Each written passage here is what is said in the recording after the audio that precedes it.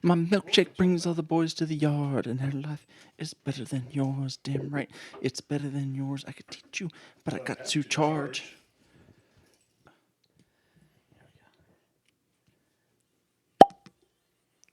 That was amazing.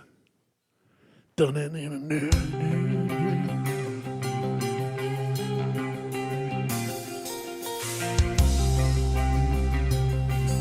going to be our new bottle. That was a good one. That was really good. I'm really proud of you right now. That was a new bottle of milkshake from Makers Mark, which... Awkward pause. At one point, it was so hard to get, you couldn't get it. That's very hard to get. I forgot to get ice. Go get ice. We haven't started this trip yet, so. Okay. Gonna have to do some editing, 'cause Martelle effed up and forgot the ice. How do you forget the ice when you tell me you're gonna go get the ice? What he did, it was not very nice. He just forgot all the ice. We need a sphere for me, a sphere for him, and you to see what we have. Hey, welcome back. So I realized as I'm running down the hallway, I run like Busta Rhymes does in his music video for Put Your Hands Where Your Eyes Can See. Except whiter. Very much. Yeah. Oh, man, I got to get my own whiskey sphere out. No, don't pull it out yet. Just let it sit. Oh, okay. Just let it sit. Calm down. Well, I didn't know. You did not come with instructions. Welcome to the Buckhorn Podcast. I am Martelle, and with me is Randy. What up, Randy? Hey, Randy. Oh, hey. I got confused. I didn't know what to do. You didn't ask me what's up, and that's what we've done for 3 years. I know. I mean, I feel like... Chicken tonight, like chicken tonight. I mean, it's shake and bake, and I helped. This show is going to be a good show. Oh, it's going to be a great show. We have no topic planned other than general chit-chatty. Yeah, we just recorded one, and I said, hey, let's do another, because, vacations and stuff. It does it every time. That's a good bottle. This is the best bottle. That bottle needs mounted on a shelf. It is Milkshake from Makers Mark. It is one of their OHLQ now it's one of their all-star collections. Oh. Hey now. It's an all-star. Get your game on. Go play. So you're just going to get a little bit. Okay, that's fine. Beggars cannot be choosers. A little splash, a little taste. We're gonna go back to the beginning today. Bottle kill episode. Not with this one. We still haven't done that. Oh, you good? Don't throw your back out. Too late.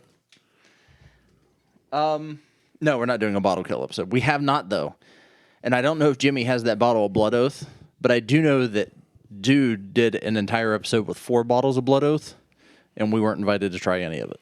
Yeah, screw Dude. He got too big for our britches. Yeah, I feel like I don't want to say that we're the reason the Dude has a podcast, but we're the reason Dude has a podcast. I just want to put it out there that Dude's the reason we have a podcast. Dude's the reason we have a podcast? Yeah. Why? No. I was like, that's entirely correct. We're the reason the Dude has a podcast. So you talked about it for 7 years. I did, but... And then finally you're like, okay, now. And in reality, I didn't meet Dude until... Technically till like maybe 3 years ago. So we'd already been doing this. We had started this, and I mean, I knew who he was. Almost 3.5 years. Yeah. So... No, I do like Dude, though. Oh, I like Dude. I'm still going to give him crap, though. I'm going to give him shit. I mean, he is the reason he has a podcast. He is definitely the reason he has a podcast. Yeah. But I think we influenced that. Yeah. He definitely took ideas from us and then ruined them and made a podcast out of it. Yeah. So. I mean, and we had a joint podcast at one point, but we don't have that anymore. Such a good name, too. Flights to the Round Table. I should have sold it when the guy offered to buy it from me. You didn't even come up with it. Knowing what I know now. No, but I own the Instagram account. From now on, I'm never going to tell you anything until I open all the social media accounts. That's the first thing I do when I think of something good. Or when somebody tells you something good? Well, I didn't. No, hold on. I would have shared it with you. Oh, I know you would have. Okay. I just think it's funny. You're Shut the fuck up. should have sold Should've sold sold it it. when I had the chance. When I had the chance. Guy offered to buy it from us. I told him $1 million. And then we didn't hear back from him. And he said, I'm not going to pay you that. Tell him we'll take $500,000 if he buys right now. I'm like, no. He's like, it's a project that I got going on. I'm like, who the fuck else thinks of Flights to the Round Table? Nobody. Really? Like, I'm a genius at naming bands and podcasts. That's pretty much it. Well, I may have to talk to you after this because I need a new Instagram account for another side project. Jeez.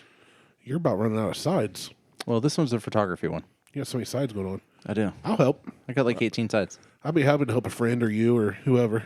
I mean, I'm not going to give you any of the profits. Oh, I figured. But there won't be any profits, so. So I've been profiting off of you for 3 years now. Yes, you have. That's why. all my anytime- goddamn whiskey. Yeah, anytime somebody says something, I'm like, yeah, I don't complain. Like, it's cool. Plate of fucking Thanksgiving right in your face. Yep. I'm cool with it. I was just looking for I was thinking maybe we could just call Mo. Just call him out of the random. Yep, let's go. Like, Call what are you it. doing? We're doing a show. Podcast right now. Let's go. What's up? Get something to drink. Let's do it. Maybe I try to get him and Jason on simultaneously Do it. on a FaceTime call. Yeah. You won't be able to, well, you'll be able to see him up there. That's but fine. That works. They won't be able to see you. Well, they don't need to see me. They know what I look like. I am missing a Testicle. cord. No, I have all three of those. That's good, especially this time of year. Yeah. So we are having a milkshake. Martelle is spontaneously deciding to try to get Mo and or Jason in here. I wish they both lived closer. I really do. I think I may have to just make a trip out to Arizona to see Jason. Like, That'd be cool. I got to see him in October, but I just want to see him again. I love his face. Technical glitch. This is a technical glitch. I forgot to hit record, so it's a technical glitch. Technical glitch. This is a technical glitch. I forgot to hit record, cause it's a technical glitch. Back to the show, cause I hit the record. I'm a moron who didn't hit the record before now. Well, you ran down and got the ice and all You that. know what? No, we haven't been recording this whole time. No, he Shut didn't up. record. I swear to Damn God. it. Shut He up. did all of that? Oh, you didn't record it? I take back everything I said. Are you serious I'm right dead now? serious. I hit record, it just didn't record. Okay. Oh, you know We'll be out what? of here in a little bit. All right. I mean, it. All right. All right. We'll talk to you later, Jason. All right, man. All right. We'll see you. No, I think when I plugged in the adapter, That it kicked shut it down off? it turned off the recording. No input signal on the TV now. But it's because Oh, you did unplug that. I had to unplug the TV. Jason was like, "You guys are cutting out." Yeah, he's like, I can't talk to you guys anymore.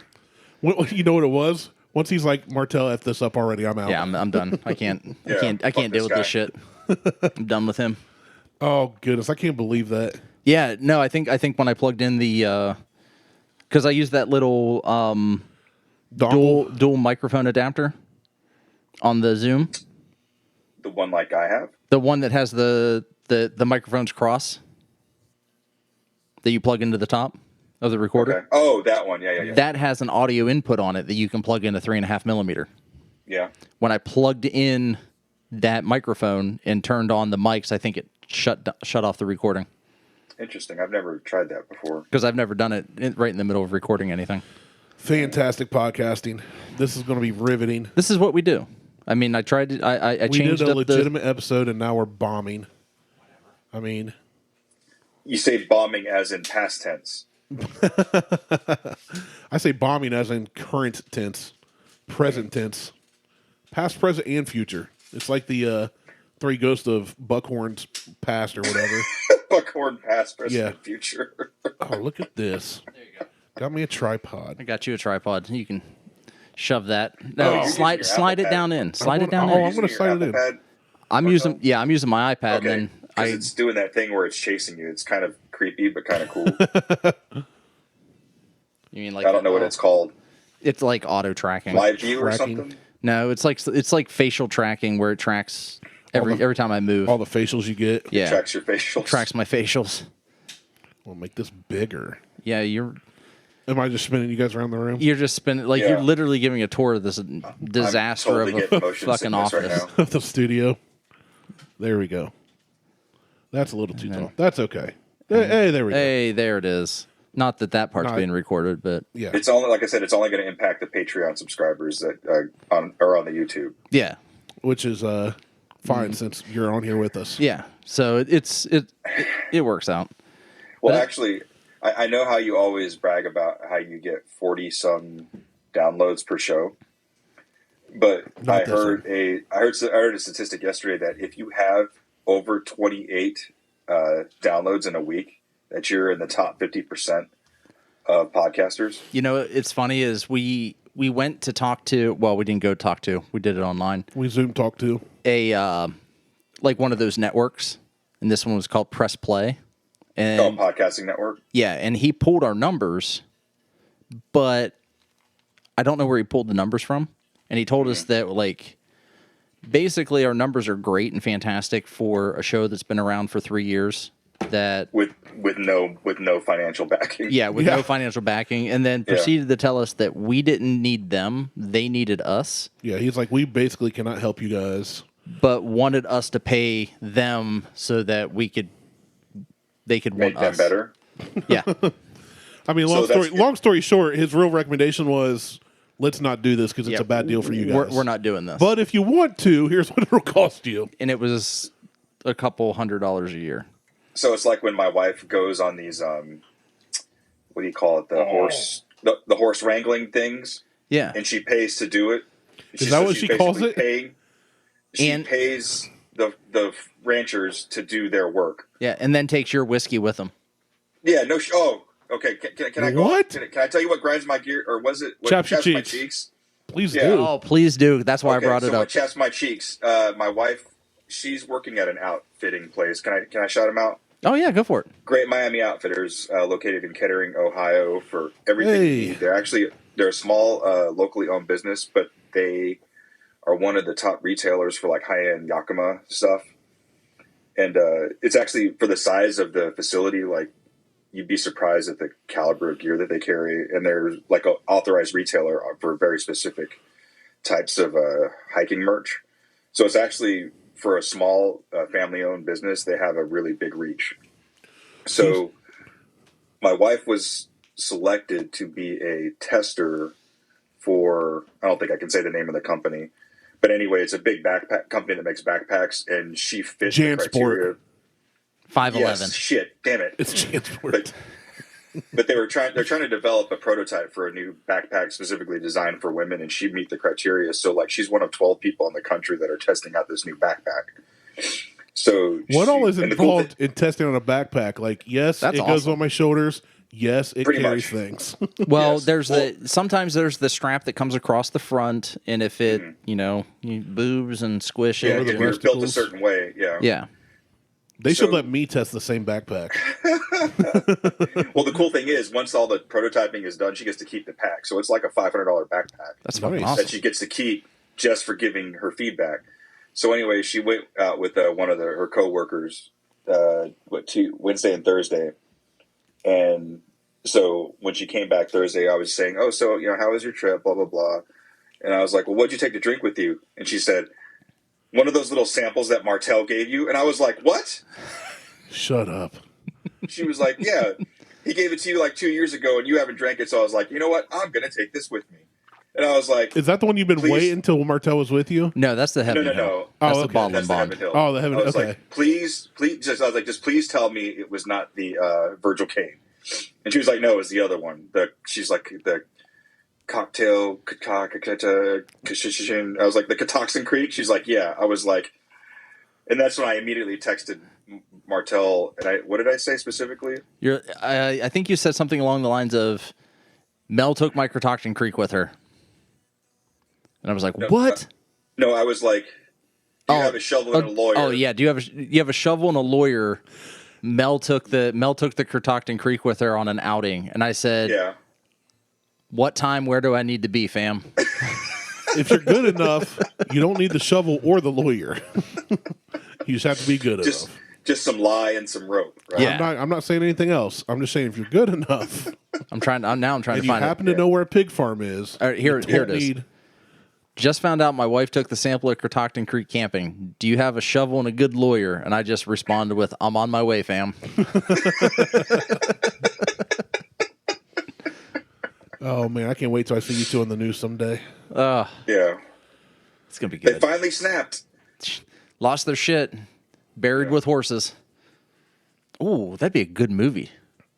But sounds anyway, like- that was my cheeks. Yeah. When your wife takes your bourbon, period. Well, my wife won't ever do that, so I don't have to worry about it. No, but Mel is a bourbon drinker. Well, Oh, yeah, she I is. would Yeah. assume as much if she took it with her on a camping trip. Although Liz is not a bourbon drinker, but I can make her a drink and she'll drink it. Like a mixed Yeah, drink. Liz Yeah. is into wine, right? She is a huge wine person. Like Yeah. we were drinking wine Friday.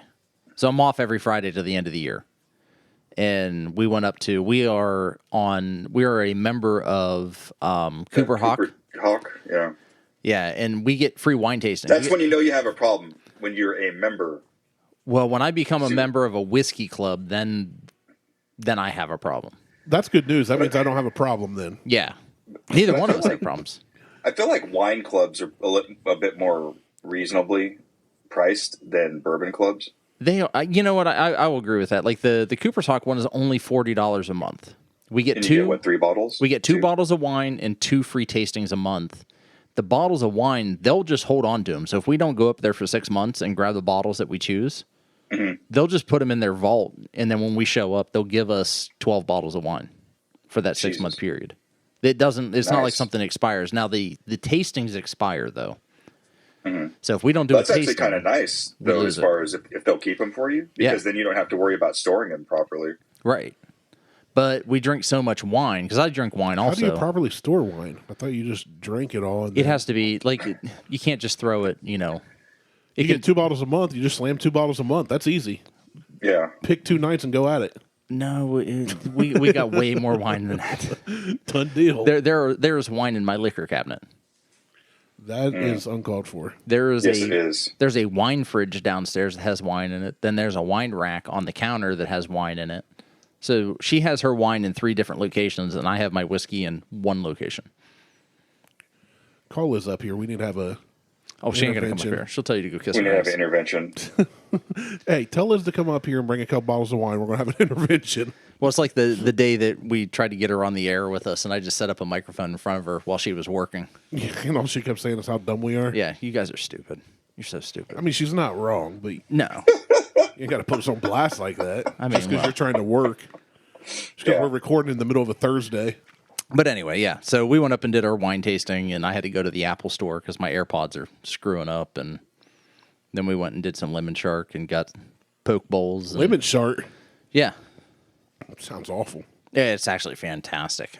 You take it right out of the skid marks. Just Yep. okay. it's awesome. How you do you. It's awesome. But I was supposed to, well, I shouldn't say I was supposed to. Mo, the generous Mo, always thinking of everybody else, sent me a link the other day so that I could go buy a new camera at a nice discount, actually. Like, everybody's selling that camera for $200 off, and Dodds was selling that camera at $400 off. And I couldn't make it. I had an opportunity Yeah. to see Mo in person. And I couldn't get wound over up there. going on Friday. Oh, did you? It really was only worth the trip if you were looking to buy a body. Because I was just looking at lenses, and they were like $100 off, $50 off. Buy a body. yeah. Yeah. Awesome. That's metal right there. Yeah, I was looking. Well, I was looking because I still want to get the EOS R. So is what we're talking about camera bodies. So I want to I get figured as much. Thank you for clarifying. well for everybody you guys are else. starting to nerd out on me again. For the other 3 of you listening. Yeah, for the other 2.5 people listening. I do want to get the EOS R. Like, that's the one I think I'm stuck on now. I just don't like the fact they changed the camera mount system on it. They went from That's how they get you. They went from the EF to the R. Right, and I heard Eric talking about it when we were out at Indy. But I was barely paying attention because it was you and him having a conversation about it, because I think you were asking him about his cameras, and he had mentioned that they had changed the mount system from EF to R. And I'm just like, shit, but then I found out that you can get an adapter. You can get an adapter for it, but the adapter's $200. But if or- it saves you freaking $500. You know. But it would only save me that if I own the lenses already. I only own the 2 lenses, and those lenses in total maybe $400. So it's not really saving me much. And I got both those lenses when I bought the cameras, and they were part of a package. Yeah, and you're probably going to need to. I mean, if Jason is able to facilitate us being a part of his team, yeah, you're going to need different lenses than those kit lenses. Well, I'm going to need a whole different camera. Like that camera that I have is not going to be sufficient for doing anything outside of just taking some family photos. And maybe doing some macro photography or stills, like still nature photography. But yeah, I was talking to my buddy Todd. My buddy Todd had posted, and I don't know if you follow him or not on Instagram. Oh, that's the vinyl guy? Yeah, that's the vinyl guy. And he's but he also he did motorsports photography for years. You know Todd, don't you? You talking to me? Yes, I'm talking to you. Sorry, Randy, join the conversation. You guys are here. talking like camera lenses and crap. I zoned hard out. Well, we're going to start talking about cars here in a minute. Todd who? I don't want to give his last name, but he is. Where's he from? Where would I know him from? You would know him from Ohio VW. Car Club. You know him from Ohio VW. I think he was on Columbus Racing. He used to have a car, some 4-door GTIs. Oh, that guy. Yeah, he used to have some 4-door GTIs. He's friends with Lanassa, like really good friends with Lanassa. I might know him. Drives an orange Elise now, Lotus. Damn. I remember an orange Lotus, so I would say I quote unquote know him. Okay, Maybe I've met him in passing. He's done motorsports photography for every bit of 10 years. And he had made a post on Instagram the other day and said something about missing it. And the whole time we were at Indy, I'm texting him. I'm like, yeah, because one of his old teams was there. Yeah, right? his team was there. I'm like, this is fucking amazing. Why did you not get back into this? Now that everything's going back on. Well, he made a post like, I've missed this. This is a huge hole for me. I'm getting back into this. I'm getting back into this. I don't care if I'm doing like quads or, dirt bikes, motorsports. I'm getting back into this photography stuff. And I made a comment about, him and I getting together, and he's like, let's do it. So yeah, I've had several people reach out just from the stuff that I posted about like, dude, how can I help, or how can I be down? I want to be in the pits, blah, blah, blah. And then some of these people are like have really good equipment, so it'll definitely step up the game. I missed it. Like, I blame you for me wanting to buy a new camera. It's your fault. On the recording, you specifically told, I identified that Liz needs to know that this is not my fault. Well, it's not, but it is. It's kind of more Jason's fault.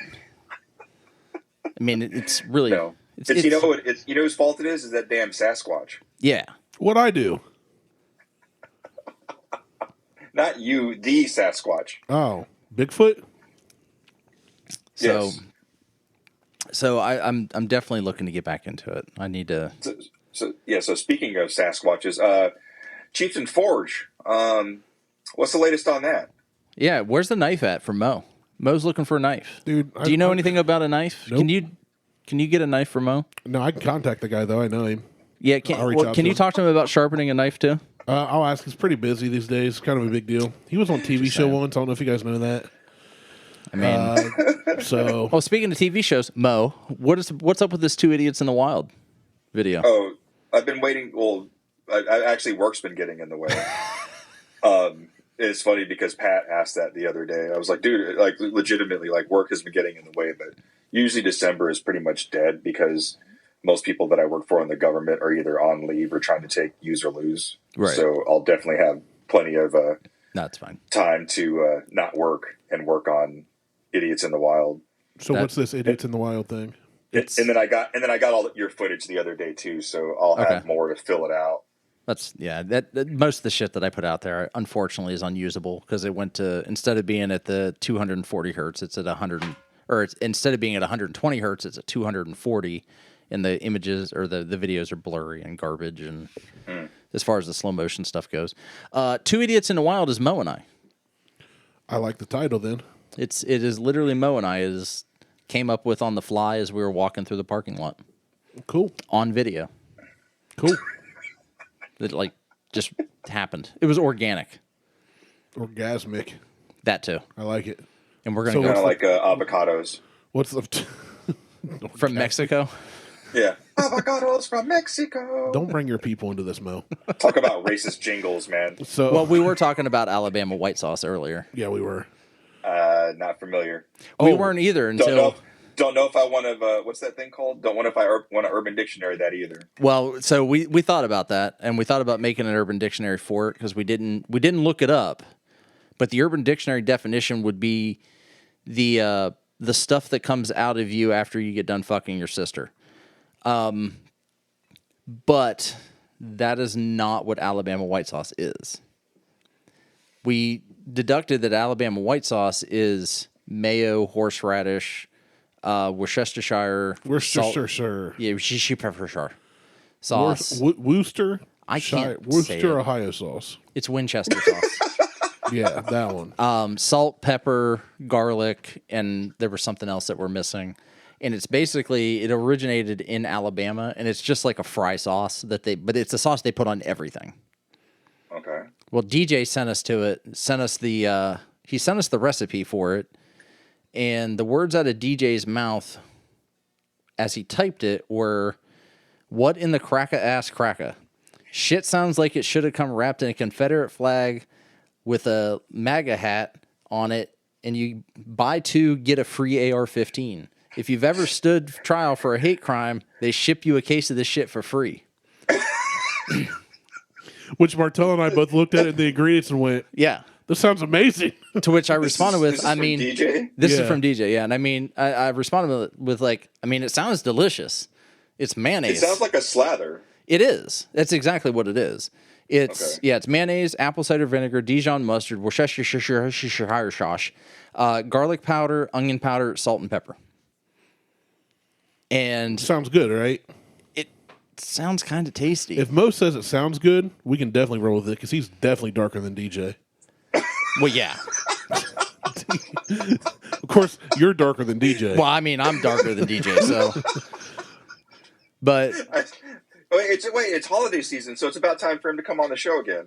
That's true. We tried to get him on the show a couple weeks ago, but something about his fucking birthday came up, and then he's like, went to the well, Ohio State game. he's like, Jen, we're going to the Ohio State. Jen said that we're going there, and I can't.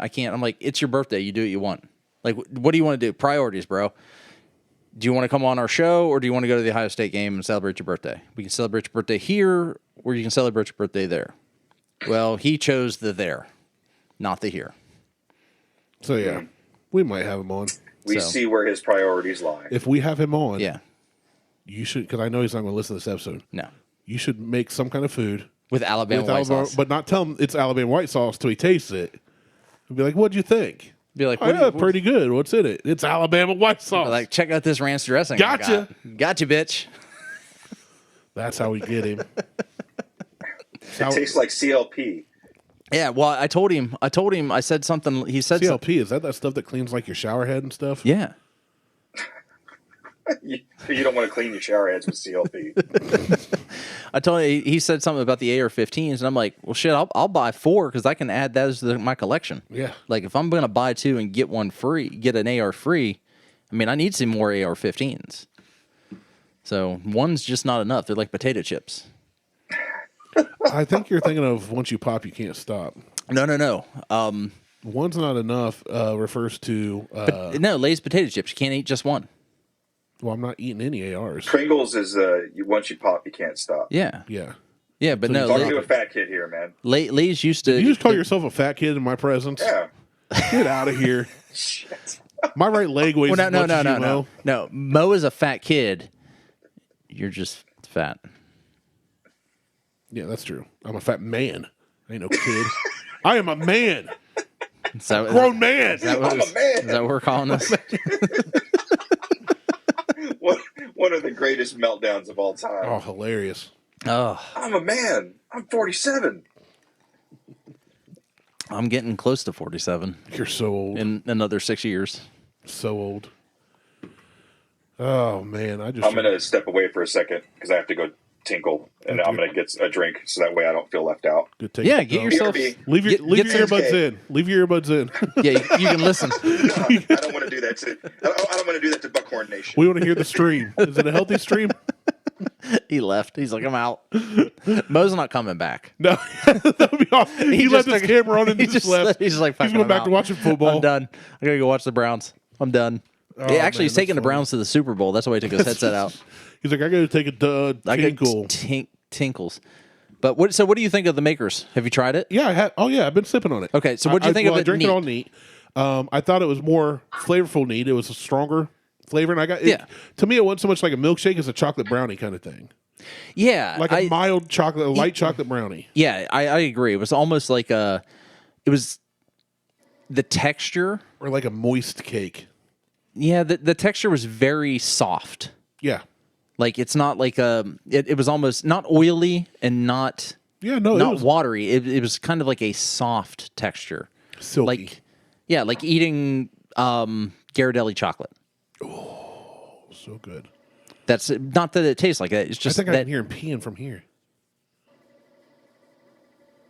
No, that's not him peeing. No, that's not. I was like, man, that is a healthy stream if I can hear him all the way from But so what do you think about it on ice then? way more relaxed in the notes. Yeah. They're more mild. Really smooth. Super smooth. Like I could sip on this all day. Yes. It's very, very easy to drink. I understand why this was so hard to get now. Yeah, it's really good. And they released, I think they released 5 different variants of their stave program. Makers did. Yeah. So they did a pecan pie, grandma's kitchen, milkshake, the caramel bomb, which we loved. The caramel bomb was but I great. can't remember what the 5th one was. And I've had all of those I would say we tried them all. except for the milkshake. pecan pie in the milkshake. We didn't have pecan pie. I thought we did. No, I don't think we did. But we did. I tried Grandma's Kitchen from Jimmy because he had Grandma's Kitchen. I had the caramel bomb. Yeah. And we mixed that with 46. Well, we mixed it with 46, but we mixed it with another flavor, and it was outstanding. Yeah. There's a lot of things that I think Makers does right. Like initially that brownie sundae that we did a couple shows back, and then initially did a couple months back when they released it. A couple months back, we weren't fans of it. Yeah, it was just okay. It was okay. It was nothing special for the release and the price and the. But a couple weeks ago, after it sat, We loved it. it was good. Liked it a lot. Actually, I've gone back to it again. Jesus. Yeah, I just finished off my bottle of. Oh, Mo's got his headset back in. Yeah, it is. I just finished off my bottle of cask proof. Oh yeah. 46 cask proof. That's See, good stuff. that's one of my favorites. That's a good one. Yeah, I didn't like the cask proof at first, but that was, I think, early on in my bourbon journey. And I really have come to appreciate that full octane bourbon. So, apparently, there's a new term for whiskey and bourbons that are over. I think it's when they're over 130 proof or 140 Jesus. proof. It's like Gasoline. no, it's not. Kerosene. It's like fuck. Why can't I can't remember what it is. I want to say it's like nuclear or something like that. Is what they're calling them, but they're the ones that you're not allowed to fly with. So over a certain proof, you shit, can't take I them on a didn't know plane. And it's these ones you can't take them on a plane because Flight risk? Because they're Yeah. so flammable. they're flammable. I mean, but they're not moonshine. They're whiskeys and bourbons that have been aged in barrels, 2 years or 2 years or more, but they've just got a super high proof to them that they're giving them a whole new category. So like I think the hottest I've ever had is like 126. well, Bourbon Hunter, the Bourbon Hunter barrel pick is 127.2 That's Point well, two? that's what I was. or something. Yeah. Yeah, that's what I was referring to. I think that's the hottest thing I've ever bought, like off the shelf. But so for last year for Christmas, I got. You listen to the Black and Brown podcast? I don't. I need to. I've heard really good things about them, We're but I the just White and haven't. White podcast. Um, Well, now with Mo, we're the White and Tan podcast. I think collectively we're a beige. yeah, a tan. You're definitely Fuchsia. a beige. I'm something. No, but they had someone on like one of the early episodes. She used to be I think she used to work for Brown Forman. Her name's Marianne Eves. I've heard that And name. she's went to go start her own thing, and the big kickoff for that was called Eve's Blind.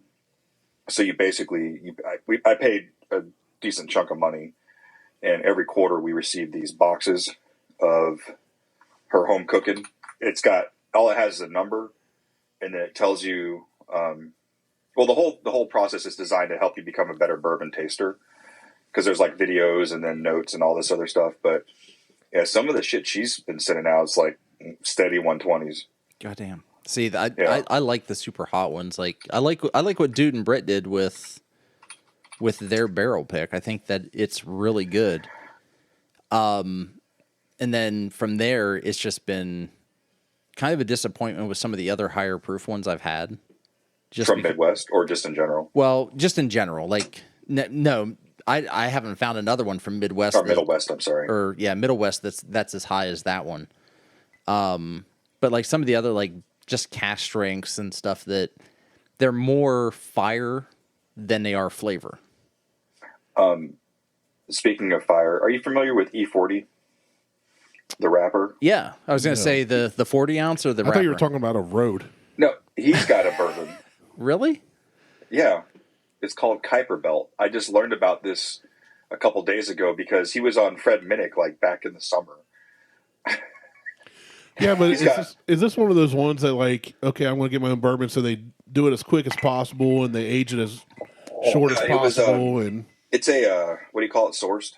Oh, so it's MGP. Yeah, it's MGP. MGP, yeah, and he talked about it and everything but I guess what Fred was giving him shout outs for was, I guess, the barrels that he actually used in the wood. Yeah. Let's see, Kuiper Belt, 8-year whiskey. Kuiper. Kuiper Belt. Kuiper. Kuiper. It's one of those. It's one of those consternations in the sky. Yeah, it's an 8-year. It sounds more fun if I say Kuiper. Kuiper Belt. Yeah. Queefer belt. That's kind of what I was going for. That's a really odd looking bottle. It's an 8-year. Yeah. All right, I'm going to Google it. So it's a super odd looking genie style bottle, and it's not like that garbage that Willett puts out. It's a more robust bottle. If this is the bottle that I'm looking, I wish I could do share screens with you, Mo, so you can see. Oh, no, I took a look at it. I don't even know how I stumbled on the fact that he had. It looks like one of those old German hand grenades, like the stick grenades they throw. Are you looking at the same? Yeah, the stick grenades. Yeah, it's like the stick grenades. Just want to make sure we're looking at the same. It's $110. You know Hard what? pass. You know what? That's not. It's a specialty. It's not that bad. Why? Because this guy says I'm going to put my name on it. Yeah, it's Hard just like pass. doing anything from Slipknot. Snip and Lipple. So from Slipknot or Snip. Metallica or Snip, Bob hold Dylan. on. Slipknot is what I would totally name my clinic if I did tying of women's tubes or no, not circumcisions. No, the vasectomies or tying tubes. Snip and knot. You snipping the testes, knotting the tubes. Snip knot. Oh, that's awesome. Slipknot. So you mentioned E40. Did you know he's in a new band or a new group? I don't even know who he is. No, I did not. Yeah, he's with Too Short, Snoop Dogg, and Ice Cube. If you've listened to any old school, He looks like Notorious Area, West B.I.G. Coast hip hop. Yeah, if you listen to any West Coast, like old school West Coast hip hop, you've heard E40. Oh yeah, he's like He looks like he's Notorious definitely- B.I.G., Rick Ross, and DJ Khaled had a baby. Oh, there's a little Randy E40. Jackson in there too. Yeah, that's Yeah, what he he, looks like. Like he looks like a combination of all those entertainers. He's definitely on the Mount Rushmore of West Coast hip hop for sure. Funny thing is that band's name is Mount Westmore. Oh wow! See, So they just released a new song. Snoop was on Rogan the other His day. middle name is Tywone. Tywone. Earl Tywone Stevens. Okay. I've just never heard the name Tyrone. You better call Tyrone. Sounds like somebody has a speech impediment. You have a speech impediment. I definitely got a speech impediment. He's the founder of Sick-Witted Records, 22 studio albums. Yeah. He's been around for a long time. He's Apparently, like I said, he's 54. Totally like Mount Rushmore level of West Coast hip hop. Yeah, they had so Snoop put together himself, Cube, Too Short, and E40, and they're called Mount Westmore. And they're going on tour. Nice. It's almost like a newer version of NWA without all the fuck the police. Coming straight from the underground. Because I was watching. It's amazing how many white folks identify with that song, or at least sing it. They Which one? sing it. Fuck the police. Oh, I like Ice-T's Cop Killer. A lot of people don't like that song, but I just like iced tea in Ice- general. It's good on a hot summer day. It's refreshing. oh, he's totally refreshing. He's married to a porn star named Coco.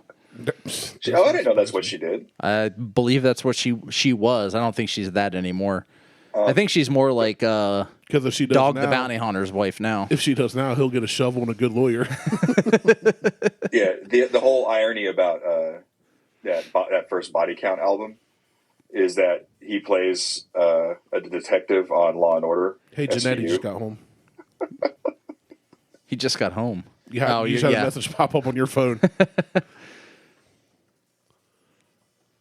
I'm actually responding to him now. He said he couldn't hear us without blasting his phone. He should be Like I able said, to that's rejoin. the same thing I would say. Yeah. Hey, I just found something out. Did you guys know Cardi B had a sister who's an athletic trainer? Cardio. Yeah. Oh, Mo with the save. Because I'm like, what? Cardi Mo with dad the save. jokes. Hashtag dad jokes. Oh, I'm not Or- allowed to do dad jokes anymore. No, You got in trouble. See, Beth drop this loves one on them. your girls. It's really good. So What's- when I went to Jamaica, a piece of cobbler cost $3.50, but when I went to the Bahamas, what you call it? What was it? Apple pie cost $4. You say, but these are the pirates of the Caribbean. Oh, my God. Ah. Actually, Lexi's been asking to go to the Caribbean. She wants to go. She's like, can we go to that place that you and Mom went when you guys went on your honeymoon that you keep talking about and never shut up about? Atlantis? No, we went to St. Lucia. Oh, yeah. You know, when I'm referring to the movie, I call it Pirates of the Caribbean. But any other time I mention It's it, the Caribbean. I'll say Caribbean. Yeah, a lot of people do I that. don't know why. Like, Caribbean I guess, cask, not Caribbean cask. Yeah, I wouldn't say Caribbean cask. I would say Caribbean cask. I almost took the Caribbean cask Angel Envies last night to our Friendsgiving. That would have been dumb. Bruh. Well, no. so I sent a message and I said, well, when we were in Indy, we looked up that bottle. They wanted like what $1.99 for the cask strength, or not the cask strength, the Caribbean cask. Caribbean cask for Angel Envy. And I just Yeah. sent a text and I'm like, so should I bring a $30 bottle or a $200 bottle? And no one responded. And Liz is like, I don't think you need to take a $200 bottle. And I'm like, No. okay. Well, in reality, it's only a $100 bottle, but Right. secondary. I still would not take that Caribbean cask to. There are other $100 bottles I would take. I didn't to take it. a Friendsgiving, and that Caribbean cask would not be one of them. I took Virgil Cane Ginger, and when I set it out with the Old Forester 1920, and they said, "So is this the $200 bottle?" And I'm like, "I didn't bring the $200 bottle.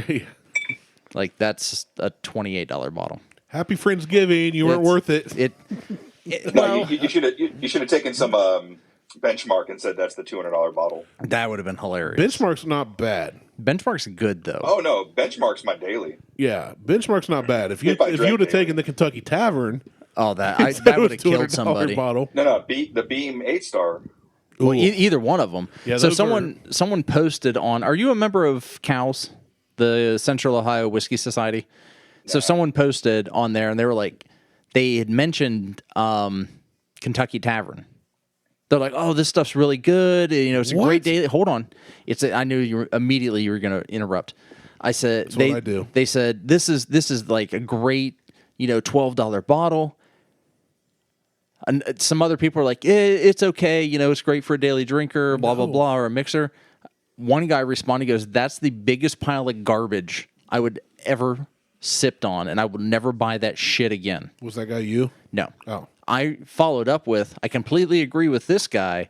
I wouldn't buy that shit, and it ruined Dr. Pepper. Yeah, which is, it overtook 23 flavors. And so I didn't get a chance to respond. Well, the original guy that responded said it was the worst. He's like, you could get Benchmark, you could get Ancient Age, you could get Ancient Age, and like he started listing off all these like $12 bottles, and I'm like, yeah, I concur. Everything that this guy said, Yeah, spot on. is spot on and better than Kentucky Tavern. Just dump that shit down the drain. No, Smack yourself in the it'll face. dissolve your pipes. It'll clean the pipes. I think it'll eat through the pipes. It doesn't matter. It'll clean them. I said, and then go buy one of these. Yeah, Like, Kentucky don't- Tavern's trash. Speaking of pipe cleaner, have you ever tried that White Dog? I bought you some White Dog. I know, but it's in my bug out bag because I can use it to start fires. I've not tried White Dog. love it. But has anybody ever? Are you No. supposed to drink it? Yeah, you're supposed to, but a lot of people will buy it and then they'll put it in those little personal barrels and Yeah, try to to get age the- it a little more. Or, Have you ever- age it. I should say age it. Period. Period. Yeah. Have you ever tried Up Dog? It sounds What up, like- dog? What up with you, dog? Yeah. No, for real. It's a whiskey. It's not, but if I ever make my own, that's what I'm calling it. Up Dog. You know what? I'm going to Tennessee soon, which means I got to bring Ooh. back a whole concoction of different flavors for us to try. You know what? You don't no. have to. But I'm going when's- to. Well, Pigeon Forge is the steaks, right? Pigeon Uh-oh, Forge, Gatlinburg. I'm back. Oh, Hey, he's back AJ. He's here. with his hat kind of on. Yeah. He's Oh, got. no, He's got. that's the. He's got. that's- That's the I used to be in a boy band in the '90s look. No. That's an East Ohio, Pennsylvania thing. Is that what That's that true. is? It is. Because Very look at my true. hat. Interesting. Well, because Your hat looks like a Lancaster, Ohio thing. I mean, it is like an East Ohio, Pennsylvania you look thing. like you're about to hop on a combine as soon as we get done recording. Hey, maybe. Well, Hey, I might. There might be a combine outside. so you pretty much rushed out of dinner to come join us, did you, Jason? I did. That's Nice. exactly what I did. Wife's still there. He just got up and left. Yeah. He's like, honey, I gotta go. I gotta be on the podcast, and I need my hat. I'm gonna. If I had hair like yours, I would never wear a hat. A majestic It's really mane. gray though, bro. No, that's No, that's beautiful. That's what I want, dude, Jason. there's some people that pay to have their shit look like that. Yeah, man. like I what can't I get hear. that. I will never get that, and Now, I yours want yours that. is just going to fall out, but in a really weird way. No, and if it does that, I'll just shave my head. That'd be awesome. I bet you got a lumpy head like me. It'll never fall out, and if I ever got gray, it would just be at the temples, like my grandfather. Both my grandfathers, my dad. My hair, my Then beard's none of definitely them showing went the gray. Even Beard Judd pointed it out the other day. He was Well, like, your beard's been gray he was for like, like 10 Daddy, years. my hair's brown. I said, yeah. And he goes, Hux is brown. Yeah. And he goes, yours is brown, but a lot of gray. And I was like, yeah, buddy. Yeah, but your beard's been gray for like Oh, it's been 10 green years. for it's been green for a while. I mean, I'm just counting down the days till I officially become Santa. That's why I don't wear red often. it's like next week. Yeah. So, especially why I don't wear red around this season. Wow. That's like dressing like a turkey and going out in the woods during hunting season. Can you please? World's biggest turkey ever.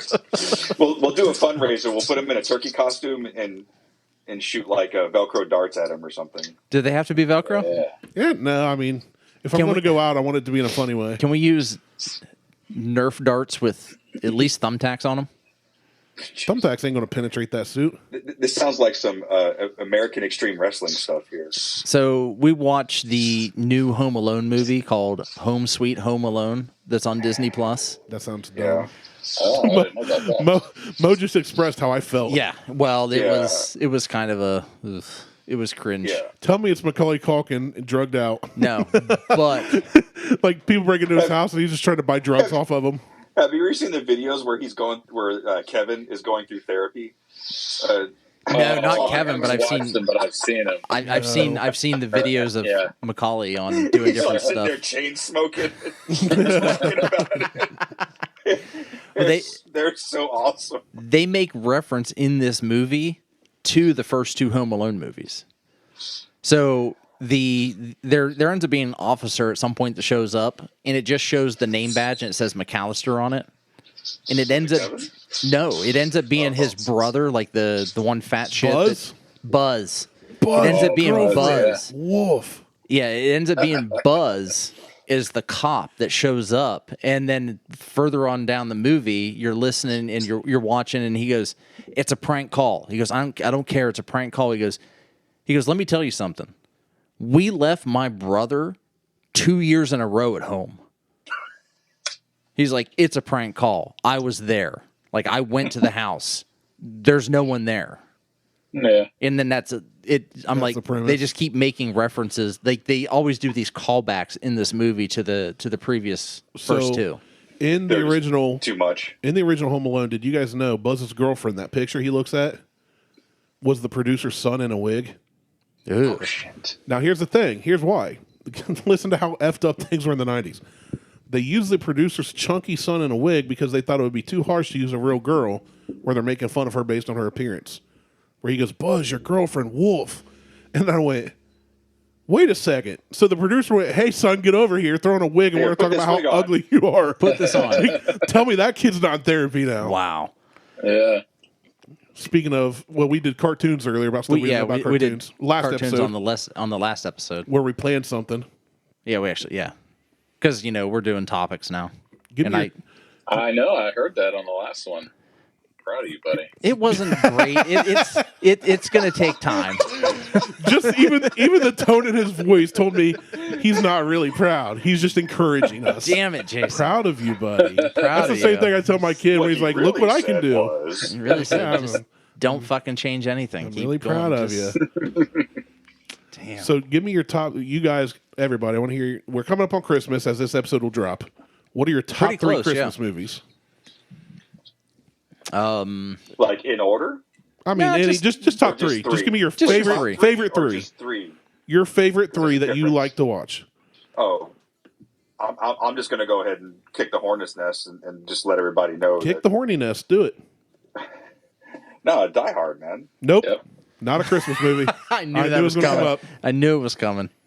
Not a Christmas movie. Well, there's two types of people in this world. There's those that think that Die Hard is a those that are Christmas wrong. movie, and those that are wrong. I've seen It's the just- boomer meme. There's no two ways about it. So what makes Die Hard a Christmas movie? It takes place at Christmas at Nakatomi Plaza. Okay. Yeah. So let me ask you this. Is it a Christmas movie or action movie? Because what if it was based around, a 4th of July party since it was released Christmas in July? action movie. It would still be a Christmas movie. If it was based on... That's the best and worst argument I've ever heard. Literally, anytime I ask that question, people are like, well, it's based at Christmas. And I said, yeah, it was released in July. I get there's a Christmas party going, but it's an action movie. It may be a great action movie, and I won't argue that because I've never watched it for the sole purpose of the fact that everybody gets mad when I say I haven't I'm watched just it. going to hang up right now. See, exactly. That's the reaction I get, and that's why every year, and you'll see it on my Facebook. Hey, 38th year of not seeing Die Hard. So what we need to do is we all need to my find. goodness. What we all need to do is find those movies that we have not watched and watch them, and watch them together. and then we should we can do that. we should video it and critique them Mystery Science Theater style. Because I'll go ahead and say it right now. You can take my man card or whatever, but I've never seen Reservoir Dogs It's okay. I've never seen it. It's good. It's good. or Boondock Saints. Okay, whoa, time out. Now we're gonna fight, not in person because you'll win, but. 2012 me would fight you right now. Through the internet. Okay, so wait a minute. so People do Mo, that now. give me your top two Christmas movies to go along with your action movie that was released in July of 1986. Christmas Vacation, the original Classic, yeah. classic, and I will probably go with the Rudolph one where they go to the land of misfit toys. Yeah, the claymation. Yeah. The original Yeah, the Rudolph. claymation one. Yeah, that's one of my Yeah. favorites. I'm a dentist. I want to be a dentist. I can't remember his name, but yeah, those Hermes. are probably my top. Hermes the elf. Hermes the elf. Hermes, okay. Herpes the elf. How can you forget that? That's something that sticks with you for a while. Jason, what are your three favorite Christmas movies? I'm honestly on the same page as Mo. I know that upsets you, but It doesn't upset me. It's fine that everybody's entitled to their opinion. And what's funny was people on Facebook are saying it's a Christmas movie, and I screenshot Wikipedia, IMDb, Even the creator, they're like, the creator said it is. I'm like, no. If you look at the creators, I sent a quote. It says, this was never intended to be a Christmas movie, but we've kind of just accepted that people say it is. Like, they're acknowledging that other people think it is, but they're not saying it is. So that's what it is. You guys know me. I'm really just trolling everybody. I don't care. Yeah, we know. But people get so fired up. You're a Have real you ever seen estate the troll. advent calendar for the Die Hard advent calendar? No. It's got Hans Gruber like falling off the top, like. No, I haven't seen that. That's awesome. Actually, that shows up in my timeline today. If I hit Facebook, it says it's not. What is it? It's something along the lines of it's not Christmas. It's not Christmas until Hans Gruber falls off the not going to worry. Plaza. Yeah. The Nagasaki Tower, whatever. Not going to happen. It was even in Call of Duty Warzone. They had Nakatomi Plaza in there. Oh, no way. Yeah. Silly. All right, so you both are the exact same. It's rare that everybody picks the exact same like top three. Martell, what about you? I was going to ask you the same. What about yours? My top three would be A Christmas Story. Always has been.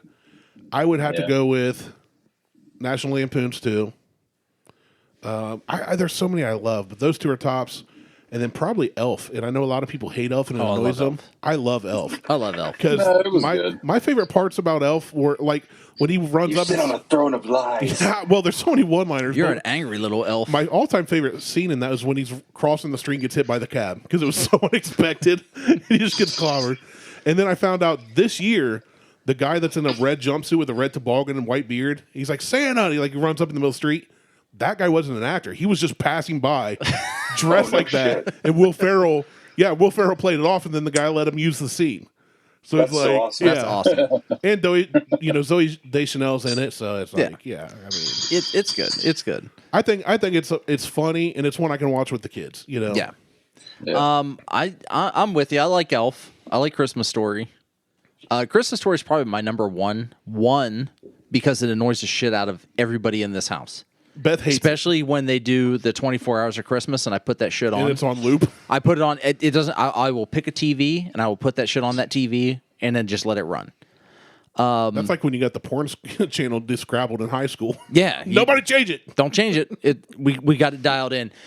Timmy, don't move. You're holding the antenna. It's perfect. I also like Gremlins, but Gremlins for most people falls into Die Hard. Yeah, it's not like a Christmas movie. It just happened at Christmas. It just happens at Christmas, along with Trading Spaces. Or Trading Places. Sorry, not Trading Places. Trading I don't even Places. think I've seen that one. Oh, that's a Dan Aykroyd, Eddie Murphy movie. That really? Is I don't know if I've great ever movie. heard of that. fucking great Is it 80s Ivan movie. Reitman? I think so. Yeah. I'll have to check that out. That is a Oh, great. it's a great. It's a really, really good movie. It's a really good movie. Yeah. It aged pretty well too, which is kind of Yeah. unusual. It is. You know what movie I just watched this year for the first time ever that I'd never seen and I thought was great? Planes, Trains, and Automobiles. That's a great movie. I'd never seen it, and I saw it pop up on one of the streaming services, and I just went, I got to watch it. Yeah. And that's fantastic. I loved it. Then you need to watch Trading Places. Was his wife in the trunk? No. That was one of I hope not. because I googled it afterwards because he's so worried about that trunk, right? And talking about how he misses his wife, and somebody's like, "Yeah, his wife's body was in that trunk," and I was like, That's dark. Whoa. "Hold up, That's Yeah. dark. let me watch this Thought about again." that. That's dark underlying that they never actually get Now into. we've That. just been cheering for a sociopath for the past 90 minutes. Or a caring husband who lost his wife. I mean, you know, John Candy was the best. I don't care. at least he didn't take a shovel and barrier and get a lawyer John Candy is the GOAT. He's better than LeBron. at basketball. Did you ever see Canadian Bacon? Yeah, No, yeah. I have not. And what about Bob? Or not? What about Bob? No, Uncle Buck. Uncle Buck. Yeah, Uncle Buck's a classic. Yeah. That was another good one. That's a good one. Cool But- Runnings. Was that John Cool Hughes? Runnings? Not John Hughes. John Who was it Cusack. that directed all those? It wasn't Cusack that directed Johnny all those, was Depp. John Madden. Christopher Columbus. it? Yes, that's it. In 1982. Yeah. When he sailed the ocean blue. Right. I was born in 83. It could have been 82. I don't know. I wasn't there. Is it John Houston? Hold on. I have no Now idea. I gotta. Mo's googling furiously. You know what? I have an issue. Like I don't remember who the directors were of some things. I'm really bad at movie quotes. Like, you'll say shit on the show, and I'm like, I don't know what the hell I you're have one talking of my about. buddies that goes, I love how many one-liners you put in that nobody catches. I never catch any of I them. put in so many one-liners, and they're all from movies, some obscure movies that most people like. Grind. There's a movie called Grind. I quote all the time, and nobody catches. But it's just like some obscure movie I loved in the early 2000s. I will still never catch it. No, you won't. It was John Hughes. He directed all those bangers from the 80s, like Breakfast Club, 16 Candles, Ferris Bueller, Bueller. Bueller. Uncle Buck, yeah, all that stuff. Classics. Home Alone, it says here. So is Home Alone a Christmas movie? Because that's the big pushback I get from Die Hard fans. Well, if Die Hard's not a Home Alone movie, Christmas isn't. It happened at Christmas time. Because that's what they're saying. It happened at Christmas time. Yeah. But my thing is, I said, now, here's the thing. They were going on a Christmas vacation, so it's more Christmas tied. But technically, they could have done they could have gone on vacation for Martin Luther King Jr. Day weekend, and the same thing happened. Well, So if I hold myself to the standards of Die Hard not being a Christmas movie, it's an action movie that happened at Christmas, I would have to also say... you got to table all this, and this needs to be we're going to circle back. Holiday episode. No, your holiday episode, and you talk about all of the questionable Christmas movies. we're all going to fly out to Arizona, and we're going to do this shit live. Are you buying my ticket? No. I am so poor. We're going to You do can Christmas drive. in Arizona. I can't afford to drive. Drive what? My 78 Lincoln to Arizona? Yeah. Road Yep. trip. Let's go. That would be Me, so you, and Mo. 66 all the way here, man. so luxurious. Me, you, and Mo take Route 66 to Arizona. And the whole time, Janae is just sitting on his couch. You've got that quartz clock in that thing. I We do. can just Yeah, stare you, at that. You got that Carter watch in the dashboard. Yeah. Cartier. It's French. I don't know Carter. if that's true. Carter sounds That sounds right to me. watch, that Carter watch that I bought at Eastland Mall. Yeah. That sounds. In That the sounds. parking lot so- of Easton Mall. Right, not even in the mall. From a trunk. I had a buddy who hit me up. He's like, "Hey, have you guys ever bought steaks from a guy's trunk?" And I was like, "No." And he goes, "Yeah, I did. It's Just lobster. It's right." No, what are you, poor? Buying steaks? I buy lobster. We have Caviar. guys that drive door to door here and knock on the doors to sell shit out of the back of the truck, Yeah, I'm like steaks and other things. No, I have not, but he did. My response is usually like, "You need to leave." Like, I'm not buying anything that you have in the trunk of or in the back of your truck. I got enough trichinosis on my own. Yeah, I'm good. So, what was your third one? I think you All did right. two. So I you said Elf, and Christmas Story, and There's a lot of. I like all the old claymations. there's too. a lot. Like, Rudolph is good. I like the But original Frosty the Snowman's good. Yep. And Jack Frost. I'm going to lump all three of those into I don't one know movie. if I've ever watched Jack Frost. I've seen Like bits those of it. claymation ones. Yeah, like the 1970s style claymation Yeah. ones. I'm going to put all three of those as one because they were only like 15 minutes apart They're half hour. or whatever. Well, okay, they then, fill a half hour time slot. I should say. Like so 20 then I'm minutes. going to put all three of those together and You're just just say, making up your own rules. yeah, Rudolph, Frosty, and Jack Frost as one. So Christmas Story, Elf, and then those three. Dilly dilly. Yeah. Not bad. Not bad. At least you didn't say Die Hard. Well, I did say Die Hard, and I also said Gremlins. You did say Gremlins too.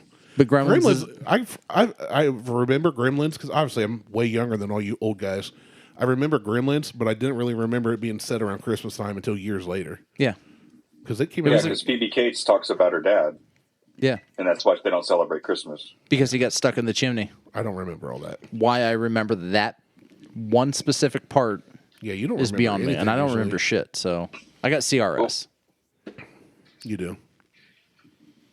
Calico writing drops. Yeah, Yeah. I think that's a good end of year episode, like right before Christmas, as you talk about all these highly contested Christmas movies. That Well- is a great. well- We're gonna have you back on, Mo. Ian, I think. Yeah. I think we should have Mo back on. somebody I'll even let you talk mentioned. to my agent. Get Mel on the All phone. right, never mind. We can't afford you then. I'll If you just have an pay her agent, in we can't afford Catoctin you. Creek. if I have, if I have an agent, you can't afford me. Pretty much. So what do you end up getting to drink, Mo? I had the Weller 107 Antique Barrel Pick from King's Table. It's the bar down the street from my house. Oh. That sounds. It's good. they're mostly known for their beer because they have a really huge rotating beer selection. But I've known the owner since he opened the place, and so when I got stationed back here, I was really close to that facility again. But he's got a really healthy bourbon selection that he just only some people know about it because most people go there for the beer. But I had a little book there a couple weeks ago. Mr. Genetti's been getting into some whiskey. What? Yeah. He's been doing some whiskey sours. Oh, there you go. One. That's the gateway right there. Oh, so She made me one. you drinking on one right now? Yeah. Whiskey sours are good. I like a whiskey sour. I love a good whiskey sour. I've got. She bought this little fancy glass too. I don't know what it does. It like freezes or something. I don't know. I just Keeps it drink real cold. Yeah. I've got. I will send you a recipe that I have for a pineapple orange whiskey sour that is not sour, but it's. So it's a pineapple orange. We did it on whiskey the show. sour. We Yeah, already I remember. did it, and the sour part is the couple drops of lemon juice you put into it, Not the whole ejaculation of it. No. like you did last episode. like I did last episode where I just. I Squeezed told it. Martelle, I was like, you want 1 1/4 bourbon, 1 1/4 Grand Marnier, 1 1/4 sweet vermouth, just a drop of lemon juice, and he was just like, I just grabbed it and just Okay. gave it a squeeze. all right, fine, that's draw. fine. It was fine. It was good. It was good. It was good. It was good. I don't know that I've ever actually made a bad drink other than following the directions and then being a bad drink. I concur. What? Sorry, were you waiting on me to say something? No, I was just looking at you. You just went like resting. Bitch nothing. face. No, you Oh. were just staring at me. I didn't know what to say. Anyway. Yeah, I've never made a bad cocktail unless the cocktail is bad. Welcome to the Buck. I don't think we did that. Actual welcome to this either, since you forgot we were recording. No, I think I did. We're fine. Before I I don't called think so. Mo and Jason, So we'll just have to mesh it in. and then don't worry about it. You don't. So why while are you while- worried about it now after 3 years? I'm not worried so much as I find it humorous that you screwed up again. Whatever. And anytime I can mention you screwing up something, it makes me happy. That's it fine. makes me Wait. feel better Let's about get- myself and my let's shortcomings. take on a positive note here. So, Jason, tell us the weather in Lovely in the 63. The weather is actually pretty nice, but I'll have to get you the accurate degrees though. It's 80 Too hot. right now. Way too hot. 80 and windy. We are at And what- 43 and it feels like 39 and it is raining. Wait, and what time is sunset? It's getting pretty early now here. It's like usually. Let me see what they say it's going to be. Sunsets at 5:24 today. Yeah, much better So- than 3:30 out here. Yeah, So, it is. It is now I bet you don't miss 4:54 and the No. sun is gone. Sunset, it says on the app here, our sunset's 5:11, which is in about 10 minutes, 10, 15 minutes. Bullshit! Look outside. That sun's gone. You can look out that window right there. That's not nighttime dark. is that That's last cloudy light? dark. Yeah, that's last like, light, not sundown. Yeah. That's for sure. Well, oh no, this is an app that tells me when Yeah. I'm going to die. yeah, Sorry. no. This is you need. So it's not like super dark outside at this point, but It's you need overcast. If I walk out in my backyard, I'm going to have to take a flashlight with me to get back. Well, that's because you are not a Native American and can't see in the dark. Like I'm not a natural tracker. No. I can go outside and Just put my ear to the sniff ground and hear where I need to go. Just sniff your way. Anyway. So what else is going on? I mean, we got all kinds of time. Yeah, because you didn't hit record originally. Yeah, I did forget to hit Because we record. lost like 20 minutes. Which whatever. Shit happens. It'll just like pick up and I'll make it completely seamless because I'm There you go. really good at editing. Right. So Mo, what would it take for you to I start tell that editing every our time I shows edit for a us? podcast. We don't need mode. I can edit our show. But will you? Yeah, I will actually. I put in No, a couple. I put no. in a couple bleeps. We hardly ever edit, and then the last episode or 2 episodes ago or 3, whatever, he messaged me like, I need to edit out so much stuff, and then he went, I just deleted the whole show. It's gone. It's like There you should at least send it to them. So, like, we haven't had Jason on the show since Indy. 2 weeks ago. No, so It's like, been a lot longer than that. It's been longer so than No, that. 2 weeks I'm ago saying, was but he hasn't had a chance to talk about Indy and Oh all yeah. that stuff. So yeah, let's switch over to Indy. So we did that. Mo and I did Well, that gotta do a whole recap. Gotta do a recap for our new listeners, or like I'm on the show. our Russian listeners. Yeah. Well, you were on the show. I mean, you've been Mo, on the you're show, on the more, show. more than anybody Or else. at this you're point. mentioned on the show. when you Our 2 new listeners in Baka. yeah when you Azerbaijan. start getting tagged on all the Instagram posts, you're basically on the show, and you and Jason are getting tagged damn near every post. I know, man. It's exciting. That's just because we're riding your coattails. Well, we're trying to, but By the way, Jason and Mo, just so you guys know, I messaged Martelle and said, "Hey, what's our login? I haven't logged into like Podbean in 2 years. Don't care. I don't look at the analytics." And I logged in, and it said that our listenership went up like 400% in 14 days. And What? yeah, Yeah. dude, it skyrocketed. Like it went insane. And when we did the pumpkin show episode at my house, I had a buddy of mine on who's from New York. He's talkative, has great stories. that would be Carrie. I Carrie's heard a that great one. guy. Yeah, and Carrie, did you hear that one? So Yeah. when I typed out with chatting with my buddies, and Carrie's like, "That's because I'm on the show." I said, "No, that one actually landed average listens. It's been the road trips to Indy. Like, Are you serious? oh, dude, Yeah, they went nuts. Our road trip to Indy 2 to shows 3 times the listenership at least. What? have had more downloads than 90% of our shows.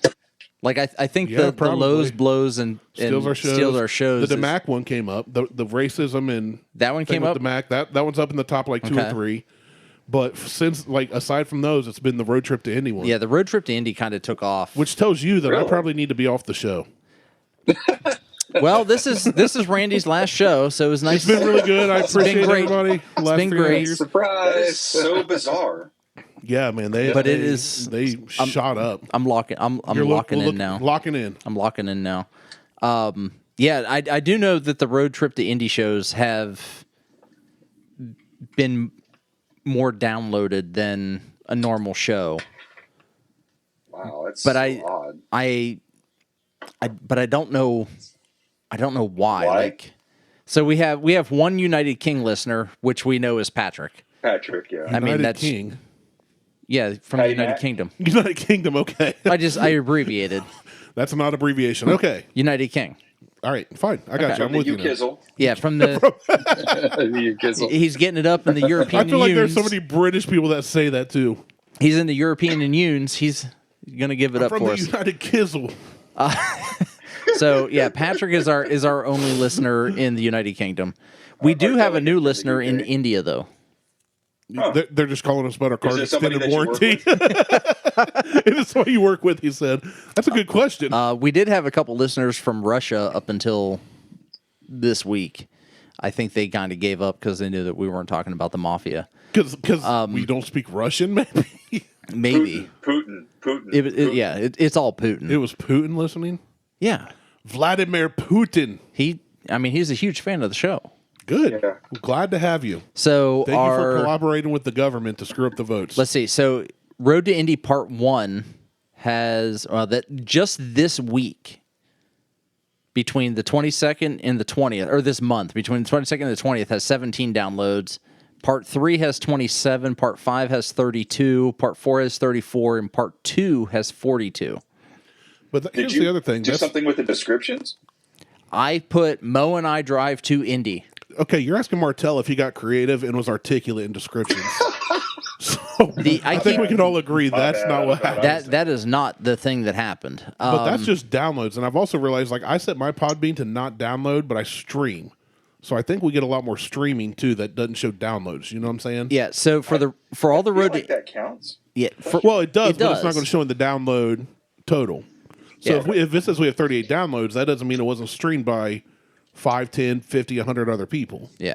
So for all of the Road to Indy stuff, it's Martelle and Mo are on the road to the Indy Motor Speedway. Martelle and Mo tell stories about their work past, and as we drive towards an amazing weekend, because I can't fucking type for shit. You can't read good. I don't do good on the cannot words. linguistics. As we drive towards and amazing weekend of racing, photography, and friends. I use that description for all 5 shows, except for I think in one of the shows I changed it to. When you talked about your work history or something, right? Well, no, Mo and Martelle drive from Indy. Oh, You literally just changed I just changed to from in the last 2 episodes. And that was it. Like same hashtags on Instagram, same hashtags on Podbean and all the other shit. So with that, We're out. Final No, no. Oh, okay. We were going to talk about Jason. Jason, Yeah. and, He's a beautiful man. I Well, love yeah, his sense look of at him. humor. He So does really cool sexy. stuff. So sexy. Great hair. Great. Amazing hair. Yeah. Sometimes. So- Sometimes. So what was your? Jason's like, woke up like this, felt cute, might delete later. Well, yeah. But I don't think. Like the last show Jason was on, I don't even think you would stepped up your position yet on the team. So No, so we got to go way back. yeah, you were just. I mean, You were just on not the to degrade. You were on the team and you were a tire changer. Yeah. Is that, Yeah, I think so. Man, I don't even remember when the hell it was last time I talked to you guys. The last time you were on, you had gotten an interview. how is it You the flew Mo up- is the you flew up to archivist for Utah. our show? And Oh, yeah, that's right. It was when I was in Cedar City, wasn't it? Yeah. yeah, because it was super windy outside. Yeah, that's right. I remember now. Oh, yeah. Okay. Yeah. Well, shit, that was like the very beginning then. So yeah, like shit's changed a lot. Like you're not just a guy on the team anymore. You're the guy, like you're the crew chief. You're the guy HMFIC. running. Yeah, you're head motherfucker in charge. Yeah, in a way, I guess.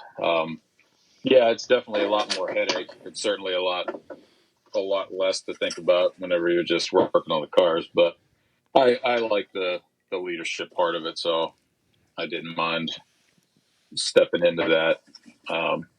But yeah, it's been pretty cool. I'm still doing the tire changer thing because it's something that I like. Mhm. But there's obviously plenty of other things to make sure they get done, but luckily we're able to function, and I can still do that without having to step aside off of that. I mean, if it really needed to be done, I would do it. I would step away from that, but I kind of enjoy doing both things because then it gives me something to actually like physically train for and be part of. But yeah, it's been interesting. Just everything from kind of starting out that first weekend at Circuit of the Americas, and then just kind of how everything sort of kept snowballing throughout the season, and just things like that. And I've never been to Indy before, and to end up at Indy as part of the whole What are you event doing, Mo? was pretty cool. So, I'm just scratching my sacks. So you're making a lot of noise. With your ear pods. Well, I didn't mean it to, I didn't want to sound like, degrading it down to just a tire changer. I mean, but you started You the say team. just a tire changer Well, on a when $250,000 car. Jason started the team. He was literally just running. He was running out there and changing the tires on the team to now coordinating everything that's happening with the team, like who's working on the cars, when they're working on it, and getting all that done. The pit crew thing actually happened a few races later. When I first started with them, all I was just they have like a number one. Well, you kind of saw how the layout was. They have like 2 mechanics per car. So they have a number one it's technically what they call a car chief because you're kind of responsible for that specific car. And then you have like a support mechanic. So that's really all I started. I did my tryout as a support mechanic for the 191 car. And that was that way for it might have only been for that first one, because then when we went to Virginia, so that was the Austin, Texas race. And then Virginia, we had a guy leave who was the tire carrier at the time. And so I basically just talked to the guy who was the crew chief at the time and asked him about doing that, and ended up just kind of sticking and staying there. And so it's definitely, it's not it's not degrading to talk about it at all, because that's a pain in the ass part of that pit crew stop, is because it's definitely the heaviest of all the stuff. Like, everybody's jobs are equally important. But man, I'm thinking, especially when you're doing rain tires, things weigh a ton. Oh yeah. So it's, Sorry. We got a diesel issue. Diesel's ripping my headphones off. So with that tire change, like, you're responsible for carrying out 4 tires. Once the changer actually disengages the tire from the vehicle, then you have to put on the new tire and move the old tire, correct? Yeah, and they're staged, correct? I mean, they're staged also. Yeah, which I kind of like. I mean, there's other series where it's different, but we've had to do it before. We have to jump off the wall. That was that one funny video I posted that one day where like I tried to switch up my style and I ended up like flying across the screen.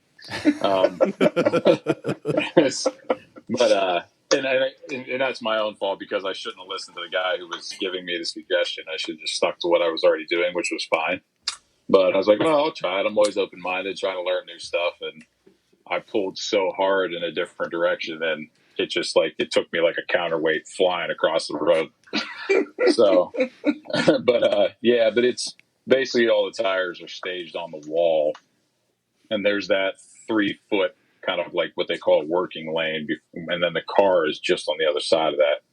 And so you basically, the 3 tires are on the one side toward the front of the car, and then the right rear is always toward the back because that's where you're going to end up.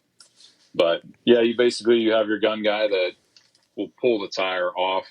He'll buzz the center lock wheel nut off, and he'll pull that off and out of the way, and then I'll mount the first one, and then everything after that, I'm responsible for every tire the whole way around the rest of the car, including the discards that we're getting rid of. So It's kind of a little dance that you have to, after that first one gets put on, then you have to take the 2 new ones off the wall.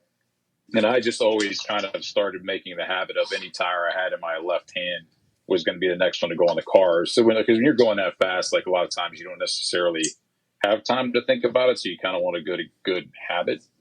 And so I just always made sure when we laid the tires out, the left front tire was always where if I was facing the wall, I could grab both of them. Okay. So in the left front, yeah, I'll get it back. Thank you. She's like, drink this. She wants to make sure you guys see this thing. So. I made this for you. Because I butchered her name like 5 times. Tell A-Dog that it looks fantastic. Yes, he said it looks fantastic. It's well approved by the crew. Yeah. Liar. I'm not lying. It looks great. It does look great. I'm curious about the glass. I have so many questions. Yeah, I don't know. Where the hell did you get this glass at? What is this? Oh, Whole Foods. It's like some kind of fancy glass that stays cold. I don't know. Put it in the freezer. Yeah, you put it in the freezer. It's like my whiskey wedge. It's like by Host or something like that. Whatever the hell it is. I don't know. But it's got like a... Jason, just find out what it is and send us all one for Christmas. I will do that. All right. Yeah, I'll send them by over. Genetti Racing. Yeah. That's right. Yeah. I can do that. Deliver them in a race car personally. They said they want one for Christmas, so we got to send them some. I'll send you guys stockings with fun things in it. Yeah. There we go. With fun things in it. I like it. Yeah. Sounds hot. Jason sent me a gift several years ago. Several years ago. And I still use it today. It's a dildo. It is a Ninja yeah. Post-it note holder. That thing. So my Post-it notes are I like here. how you said I still use it today, but you had to get it out of your closet behind you. Well, I had to move things around. I'm still trying to get this closet set up. I use it every day. Let me get this out since we're on the phone with him. Fucker calling me out for some bullshit. They can see you. You're on a video. I know, but I literally took it off my desk this week and put it back there. That's funny. Then that's even funnier. Because I'm trying to I got a new computer and I'm trying to figure out how to set up this new desk setup, and so I just kind of set some shit back here, and then I reach back here and grab it. But fuck you, Randy. It's right there. It's on my goddamn desk. I just find it funny that we had not planned on calling either of these guys at all. We happened to call him the week that you put his gift away. I know. Yeah, I use it every day. I did. I used it every day until let me this run and week. get it out of the trash can real quick before the garbage gets picked up. Grab this thing back here behind me. No, it's on my desk, and I use it all the time. And Liz is like, "Do you really use that?" And I'm like, "Yeah, it holds all my Post-it notes." How often do you use Post-it notes? Sweet. I use Post-it notes all the time. Do you? Oh my god, Randy, I need more. Are you fucking kidding me? I'm got not- Post-it notes. Fucking. Let me. Dude, I got big Post-it ones notes on his Post-it notes. Should I? Do you want me to keep grabbing Post-it notes? Yeah. I mean, Why would you keep your Post-it note holder gift from Aaron in the closet then? well, that's not from Aaron. It's Jason. Jason, whatever. How dare you? Whatever. One of them. Shame. My bad. I apologize. All my Post-it notes are over there. I'm just going to say Genetti from now on. I use all of my Post-it notes. I wrote everything on Post-it notes. including his memoirs. Memoirs of a Geisha. Yeah. Sometimes. Written in yellow highlights. But anyway, That's right. so with the Road to Indy shows that we did, like Mo and I talked about our experience being at Indy, and like it was exceptional. Like it was something that it's going to be hard to fill the void in my heart that I have right now of not being able to go to Better Indy. than trying to fill the gap in your butt. Well, either way, I mean, a butt plug can do that, but Until Thursday. This is true. yeah, but Indy was amazing. Like and I know for Mo it was a good time, but for me it was just like it was something that like that first time experience of being out there and seeing all, I'm a huge Porsche fan. I love Lamborghinis and I love Audis, and seeing all those cars out there, it's just like, holy shit. They're like $500,000 cars in some cases, that are just running around this track and running into walls, and people are just like, whatever, no big deal. We'll just rebuild it. It's like, no, even better. Oh, we got another one.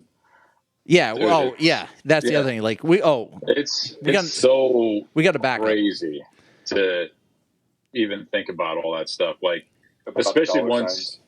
yeah, because it's just, but clearly it's even just from my perspective, it's like that mindset is so much far out of any realm I've ever been in that like once I started helping the team on the crew chief end and doing more of the logistic stuff and having to be a liaison between the team and Lamborghini, getting parts, things like that, like to find out how much this stuff costs. Mm-hmm.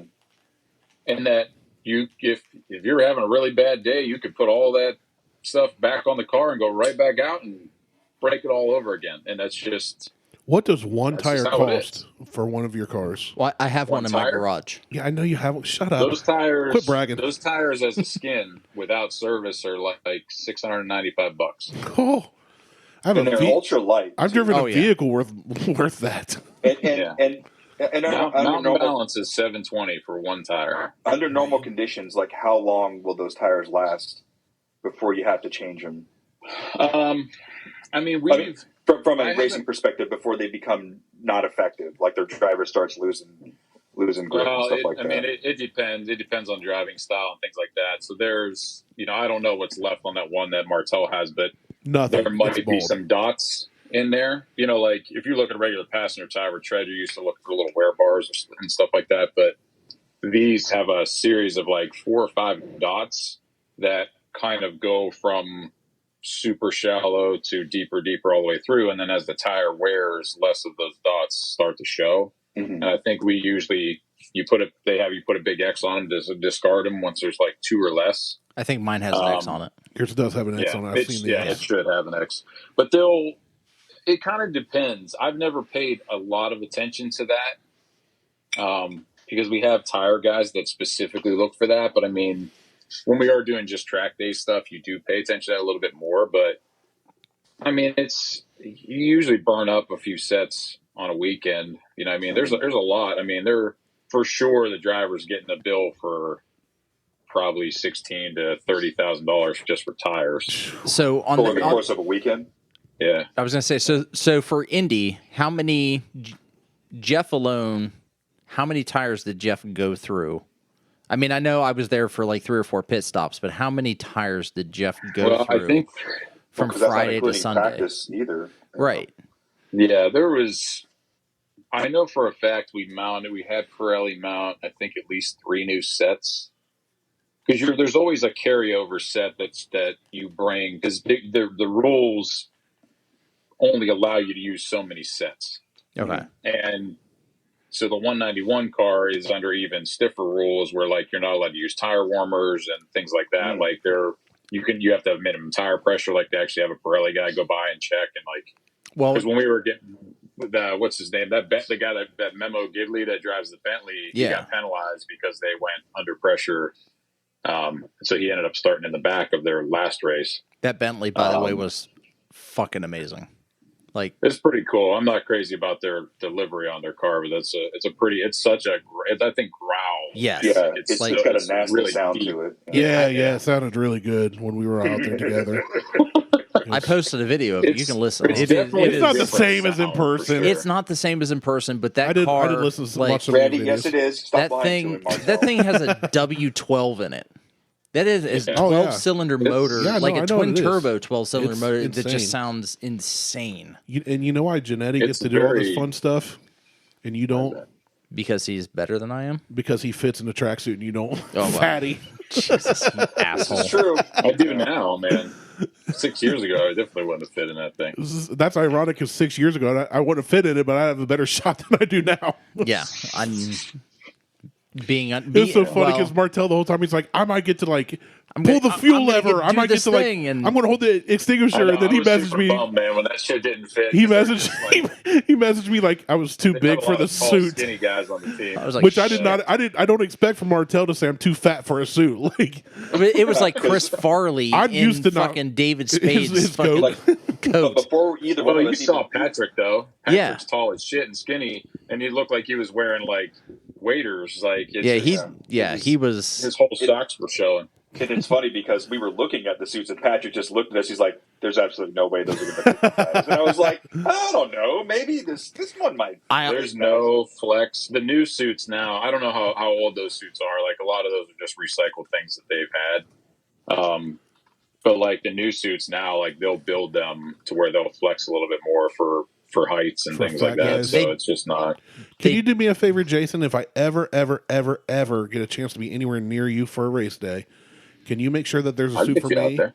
Well, I need a suit like Missy Elliott's suit back in the video, the big trash bag one. Yeah. It's just- you can even put Michelin on it. man. Randy. You can. I'll make it all white. I'll look like the Michelin tire guy. It'll be like a mascot thing. Everybody's like, "Oh, there's a Michelin tire guy."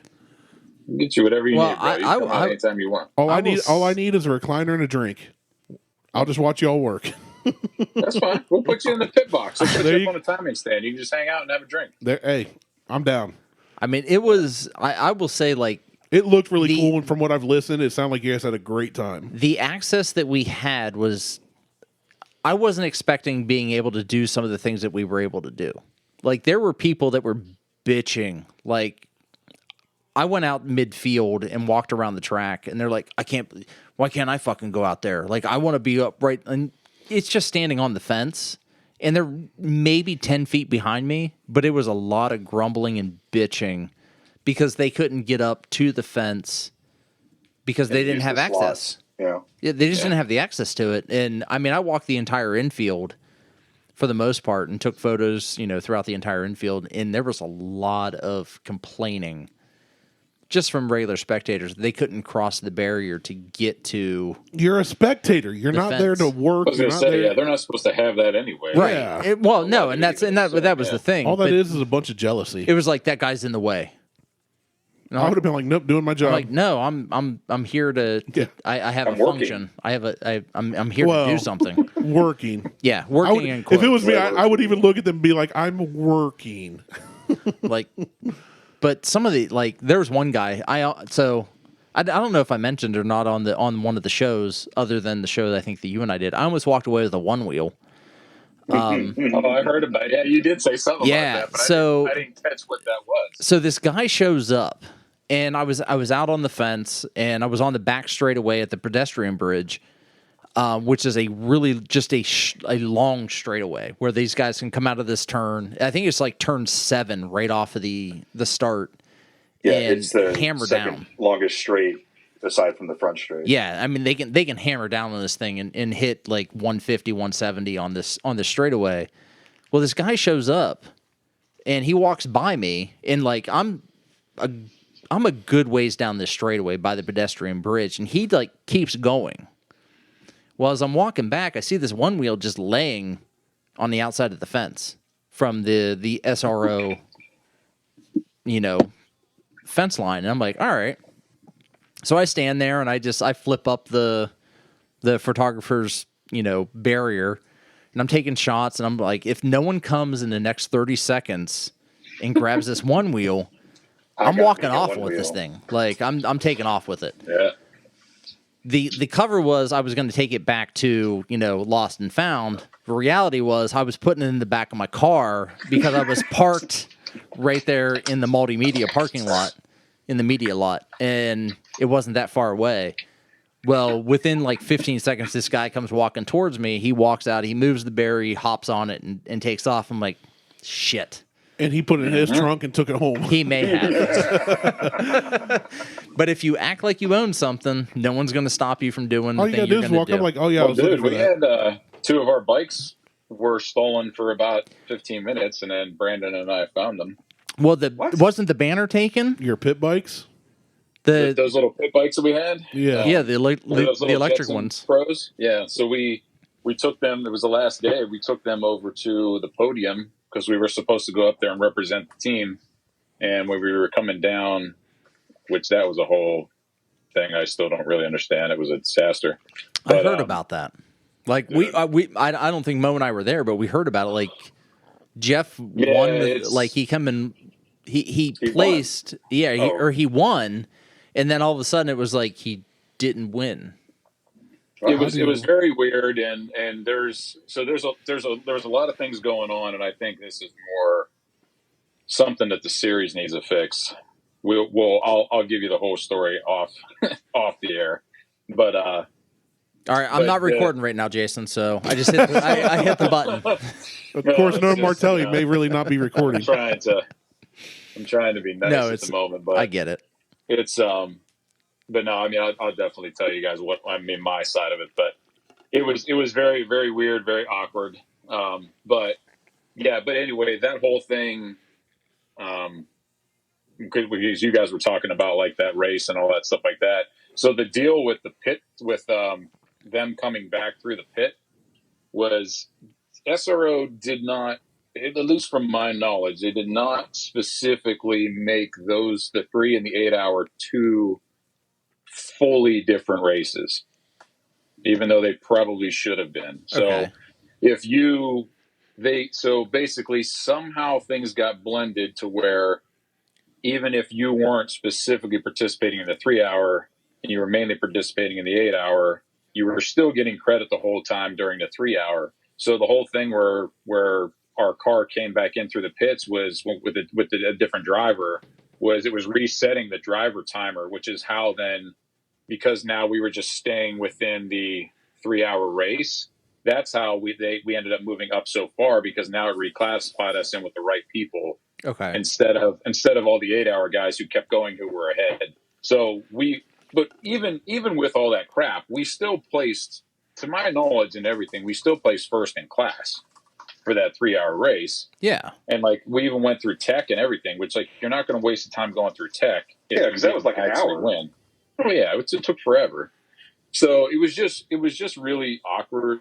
I have some thoughts on it, but like the stuff that I can probably say at the moment it was just really strange, because they specifically asked us to come up there and represent the team.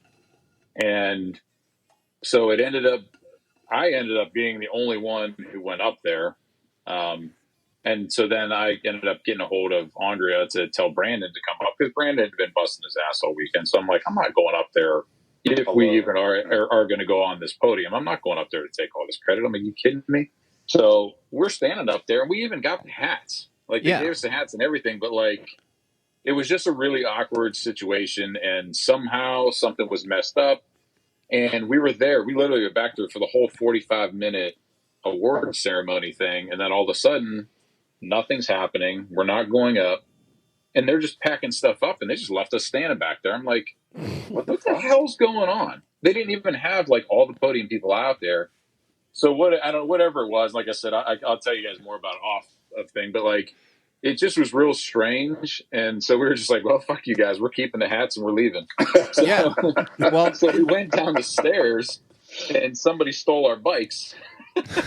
So we started walking back, and I'm like, oh my God, I can't wait. I'm going to hear about this. And because not only are we walking back to the trailer with no trophies, but now we're also missing $700 worth of bikes. Yeah. Well, then we walked by the next garage, and this team that was right around the corner took them, thinking somebody abandoned them. We were like, Yeah, those No, are bro. ours, so we're going to take them. Well, they have stickers on them that have it says the race most of team them on fell them. off.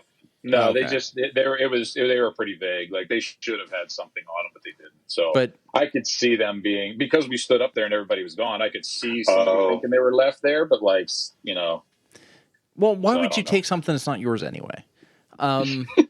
Yeah. For many Jesus. reasons. What kind of Yeah, asshole would do for something like that? yeah, but I would Yeah. definitely take stuff that ain't mine, especially some really cool little mini bikes. well, you're shady as fuck. Yeah, well. So, but no, we heard. What's the I think I max heard weight limit on one of those bikes? 150 I pounds. honestly don't know.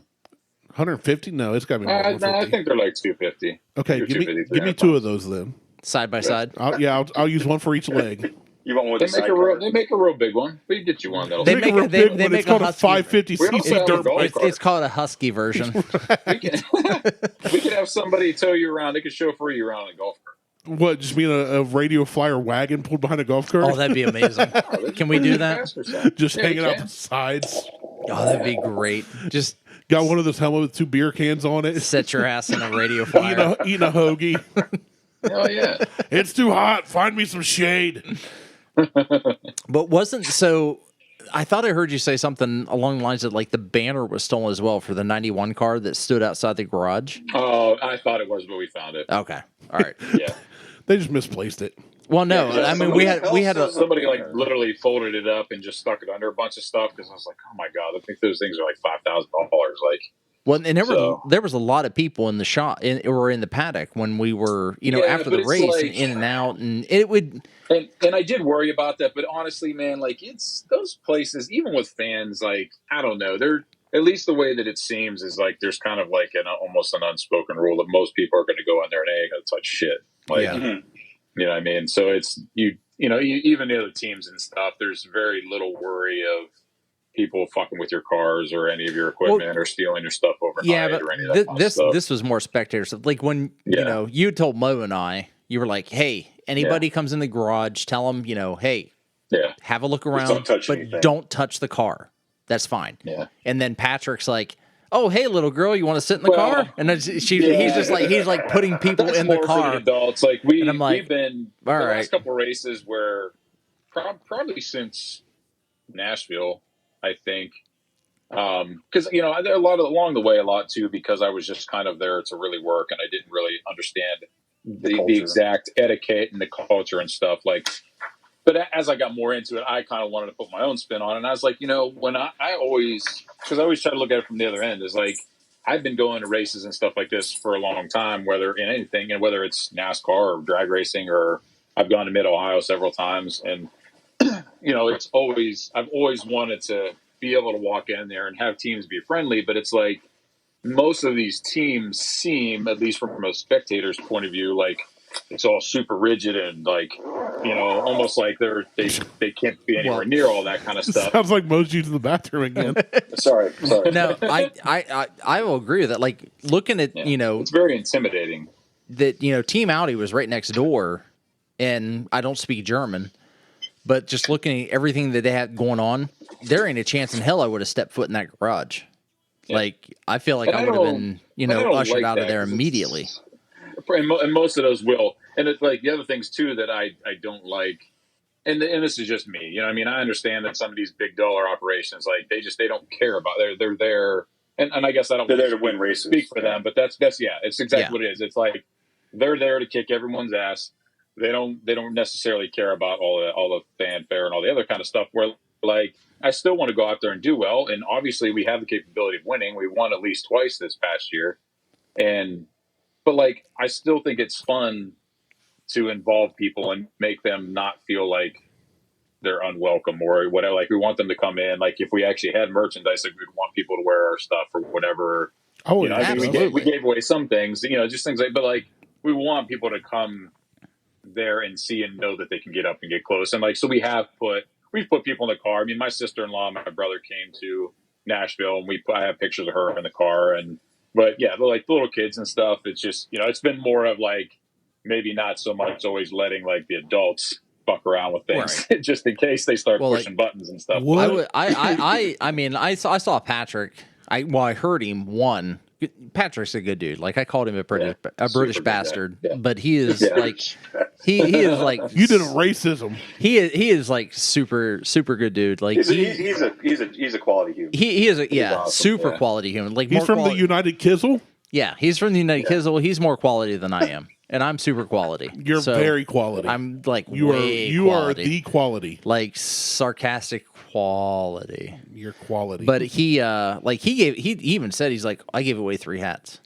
Like Yeah. right off my head. Like I would keep getting him hats, and he would just keep giving He them would just away. Like he keep- would put it on, and then somebody would ask him for one, and he's like, "Here." he was like, give him a hat. But then like the same little girl, and I don't like we walked over to before weigh-in after the race, after Jeff annihilated fucking everyone, like just assassinated them. There was weigh-in, and Patrick's like, yeah, get in the car, like put this little girl in the car. And then we're back at the garage. The next thing I know, like this same girl was in the car again. Like she was absolutely in love with the car, with the Lambo. Like she just wanted to be a part of that whole scene. Maybe be the next Danica Patrick. Maybe, who knows? Yeah, I mean, you never know. You never know.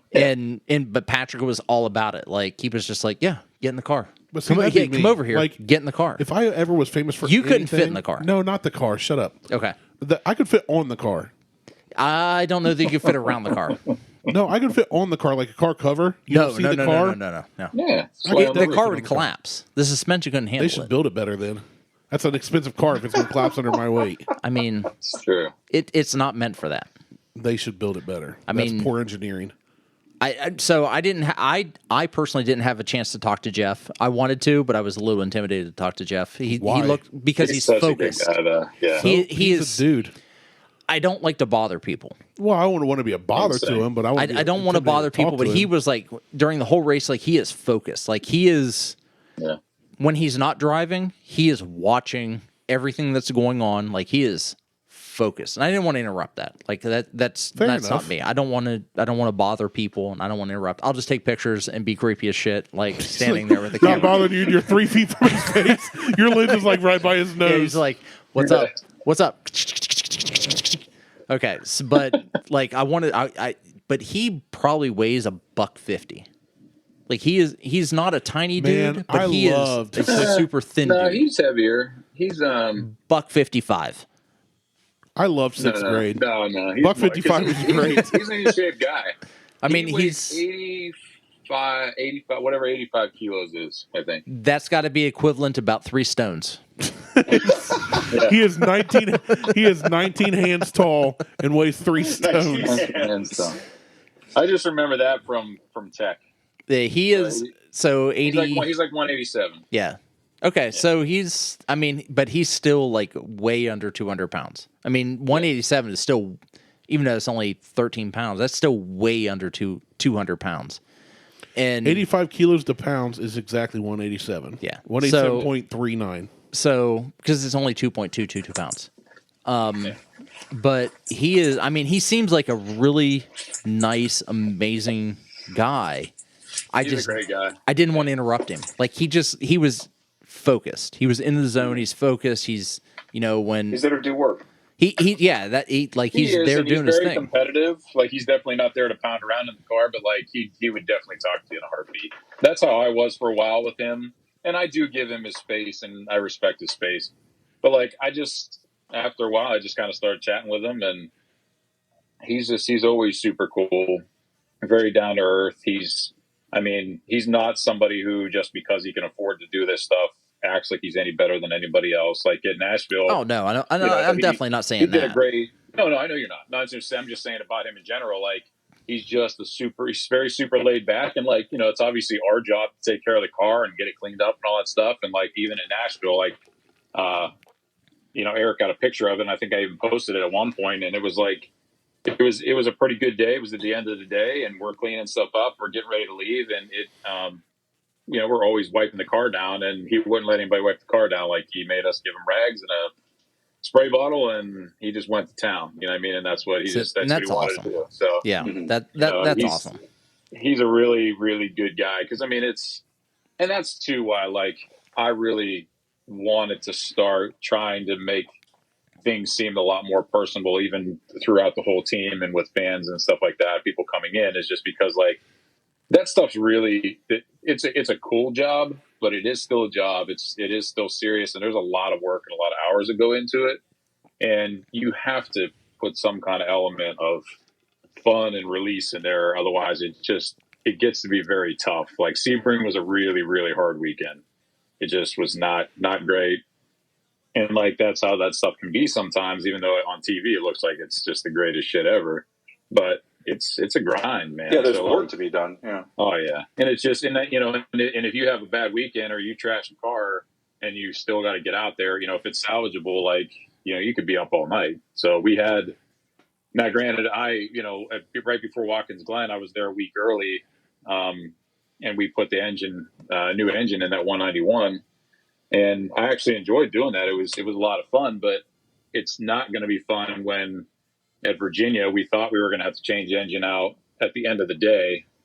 And it was already like, 6, 7 o'clock at night. We've been up till 4 in the morning, like doing that in order to get ready for an 8 o'clock, pre-grid in the morning. So like, there's always those possibilities that could pop up where it's just like massively grueling, but then there's a lot of good pieces to it, So what's the timeline? And I can only base this. So from Sebring, you guys replaced an engine in the 191, but then at Indy, that engine was gone. Like, no, we replaced it the week of Watkins Glen, which would have been right before Sebring. Okay.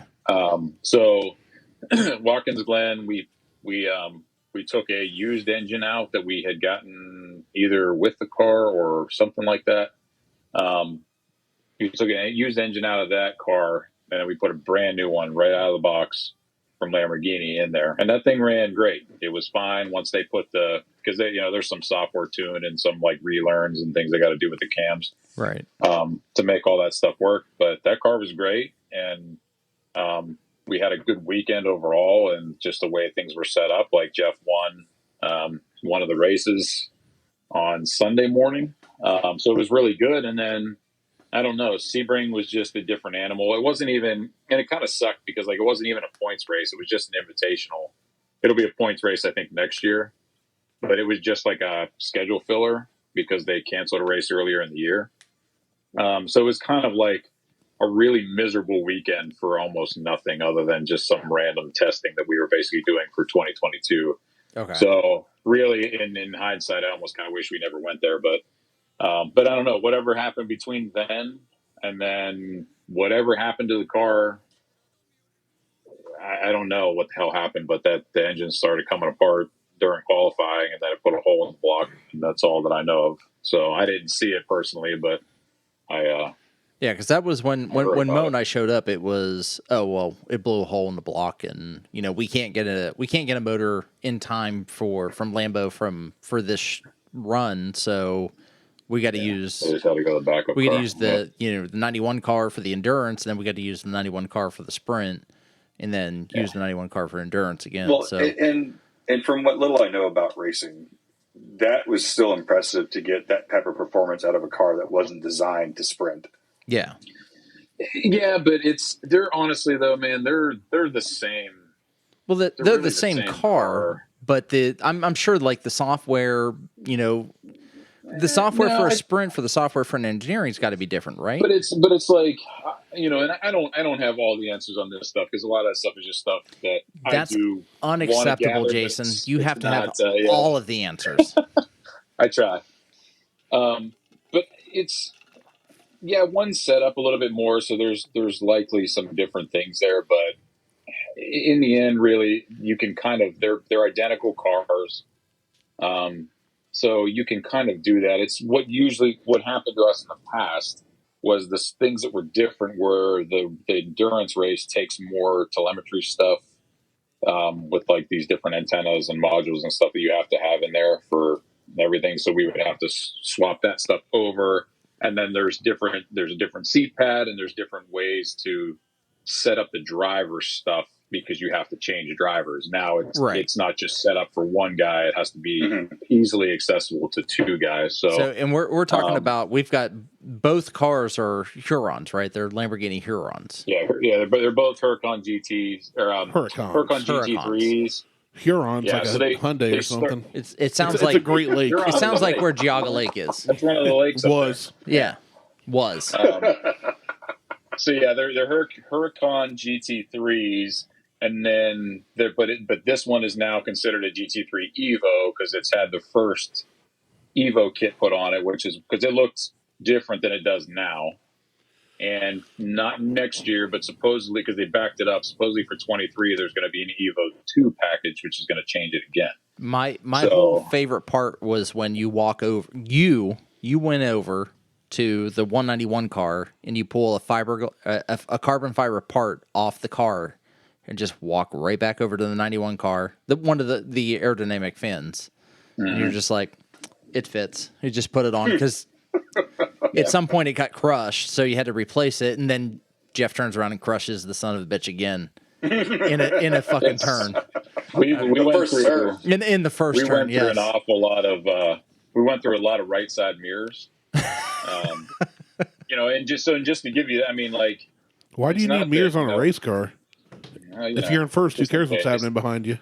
That's true. I mean, it is true. Well, it's no different though that there was in this paddock we had Jason's team and there was another team beside them. Yeah. Well, when Mo and I got there, that team was gone. And I didn't realize that until much later. Yeah. So that team was gone. They had Aston Martins, which nice. I'm a huge Aston Martin fan, but this dude blew his shit up, like hit a wall, parts everywhere, tires flying, like some Wide World of Sports shit. Yeah, like I don't know if they have. That was a way to describe it. I don't know if there's footage of it because sometimes because I don't know if that was practice or qualifying. I think that was practice run. Sometimes they, luckily the guy was good. I think he busted up his ribs a little bit. Yeah, he did end up going to the hospital. I know that. Yeah, they did take him there, and he was a little beat up, but it wasn't bad. So luckily that cage did its job. But that, because it started raining and it created this river just outside of the final turn before you're coming up the front stretch, and you didn't have the right tires. All I did was we were waiting for our guy to come in. So all I did in one moment was look down toward the last turn to look for our car, and all I saw was this white streak and then this explosion of fucking parts go up in the air. And when I'm telling you, it was the hardest thing I had ever seen. It was like a straight rocket. Let me show you something. Well, besides that, I should say hardest thing I ever heard. Let me show you something. But it was crazy. So, and that's a front engine car. That whole thing was just gone. It was gone all the way up to the tub of the car, and they're not even sure they can salvage it now. They might have to do a whole new thing, and that's just not even available right now. Which sucks. But this, from what I gathered through the entire weekend of talking to some other people, he is notorious for tearing off a front bumper in a race. Who? The driver of that Aston Martin. Oh, is that the guy that he was saying every race they have to have? Every race they have 2 or 3 additional front bumper. Yeah. So what I got was the driver, who is also the owner. He is notorious for tearing off a front bumper on that Aston Martin. And they have to keep 2 or 3 front bumpers in stock with them when they travel, because he'll intentionally bump somebody or rip a front bumper off. In the first 3 turns of the race, he'll just go up and just nudge somebody to get them out of the way. And then when he pits the next time, they replace the bumper. And then he goes out and does it again. And his response is, it's just a bumper. Yep, I like that guy. Rubbins Racing. Right there. I'm all for the Rubbins Racing. Oh, it's probably more than that. But holy shit, that bumper is probably a fucking $4,500 part. But if he's the one that owns it. You know what a diffuser is, right, Mo? Yeah. Yeah, it's a little carbon fiber piece. Plate. Yeah, the plate that goes underneath the back of the car. Those are $5,000. Yeah, that's. I bet you can go cheaper. You can probably go cheaper at AutoZone. I mean, you might be able to. Get it from But yeah, those APC, are- American Products I'm pretty Company. Sure most of the bumpers I think are like 14 grand. Those little mirrors on the side of the car, the little mirrors are like, and with glass are like $2,300 for a side mirror. For a mirror? I bought an entire 1978 Lincoln Mark V With a Carter watch. with the Carter watch. The Carter watch. Yeah. No rust, perfect interior for less than that mirror costs. Jeez. Yeah. I bought 19 plus foot of vehicle of American classic. 19 foot of vehicle. But it takes up a lot of real estate, bro. But Yes, it does. hearing about that Aston Martin, like, I heard from Jason that, this thing exploded when it hit the wall. And then over the weekend, just hearing different stories about, like, how this driver is. I was like, well, shit, I'm not surprised. But at the same time, it's just like, that's so much money. They ended up pulling out of the race. You should have looked at that guy and been like, what's it like to be rich? Yeah. Well, that you asked me that question. I tell you, it's fantastic. He looks at me with the same question. And he's like, get away, peasant. He's like, what the fuck are you doing here? yeah. Who are you? Peasant. Who are you? Speaking of disappeared, where's Mo been? Are you laying on the floor? He's doing Pilates. Yeah, I'm doing pilots. He's jazzercising right yeah. now. I just realized he hasn't been on screen in like half an hour. Nah, I'm getting some work shit done. He's over in the corner scratching his yam bag with his ear pods. It's awesome. My apple ears. My manzana ears. Yeah, that weekend was like my best single weekend ever. And when I say single, Screw you, Liz. when I say single, I'm talking about Liz not being there. So that's why it was fun because Liz wasn't there. No, it was so great to be single again. It was like the Airbnb that Mo and I got was really nice, and it was race themed. It was racist themed. No, Like there's a bedroom that said whites only and one that said blacks only. no, that's called segregation. And no, So you guys didn't segregate. You shared a bed. no, we shared a bed. Oh, I approve. But it was a 2-bedroom house, and we shared a bed. But we shared a bed. Now I really wish I went. Same I on mean, me. I didn't even need to go to the races. I just stay in the Airbnb But- all day it was in my Speedo waiting for you guys to get home. that the house was probably 14 feet from the racetrack. That's convenient. It was super That's close, pretty nice. except we still Actually, drove. Considering where the pit stall was, it was probably the same amount of time if we would have walked from the Airbnb to the pit Yeah, than it did to park. I to can drive and park. I can afford to live 15 feet from the railroad was- tracks. Well, Well, those yeah. people bought those houses 30 years ago. Yeah, like this And is. it was just but a bunch of rednecks running in circles on that track. That's Now you got MotoGP. You got now you got F1, rednecks with money running that Yeah. track. Yeah, you got GT. I mean, you got everything going on there nowadays. But Even they- Red Bull was doing stuff through there for a while too. Yeah, that's a big track. Yeah, Well known with a track. golf course and a lake. with the golf course, which we weren't allowed to run drones on. Not that we have drones to run, but if I had a drone, I would have run it. Riveting story. I know, but the taco place, we found a taco place that was right next to it. Was it better than habaneros? It was on par. Okay, I'll accept. I that. mean, it was absolutely on par. I just recently told somebody the taco It was place here, so and good. I'm The like, taco place was so good. Me and Martelle ate there, went home to sit down for a few minutes, and fell asleep. and pass the fuck out. I can do that. Eat at Ponderosa. I Don't woke make up at like Ponderosa 1 o'clock in the great. morning. Wow. And I was like, shit, I guess they're probably gone. Yeah, it was. But Jason and the team went there later. I think they went later that evening, And you guys slept through it. and we slept through the whole thing. Because I was so pissed off. because Andre's like, where's the place where I'm like, we went to this tacos and tequilas right there on Main Street, and we slept through the whole thing. Actually, I think I watched Squid Game through the whole thing. I've not seen Squid Game. I watched the entire season that weekend. Wow. Oh, wow.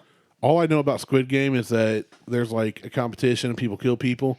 And I saw No. People don't kill people. They die. They die. Yeah, whatever. People die. And all I saw, get ready. I want to give you a cue. Check the time because you might have to edit this out. No, we're not editing shit. Cool, sweet, awesome. I All used I the saw was a phrase meme that said, what? Goddamn it. playfully racist? Concentration camp. Concentration camp in the last show. So No, all I know about Squid Game is I saw a meme that said, I watched Squid Game with my grandpa, and all he had to say was, I haven't seen this many Koreans die since the war. Wow. Yeah, that's going to get you canceled.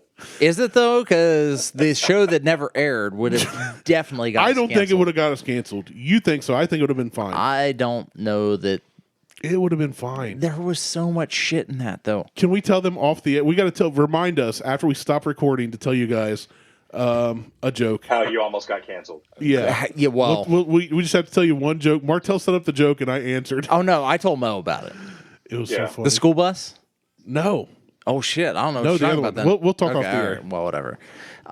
How far are we into this, by the way? You guys have been talking cameras and cars for a while. Hour 57.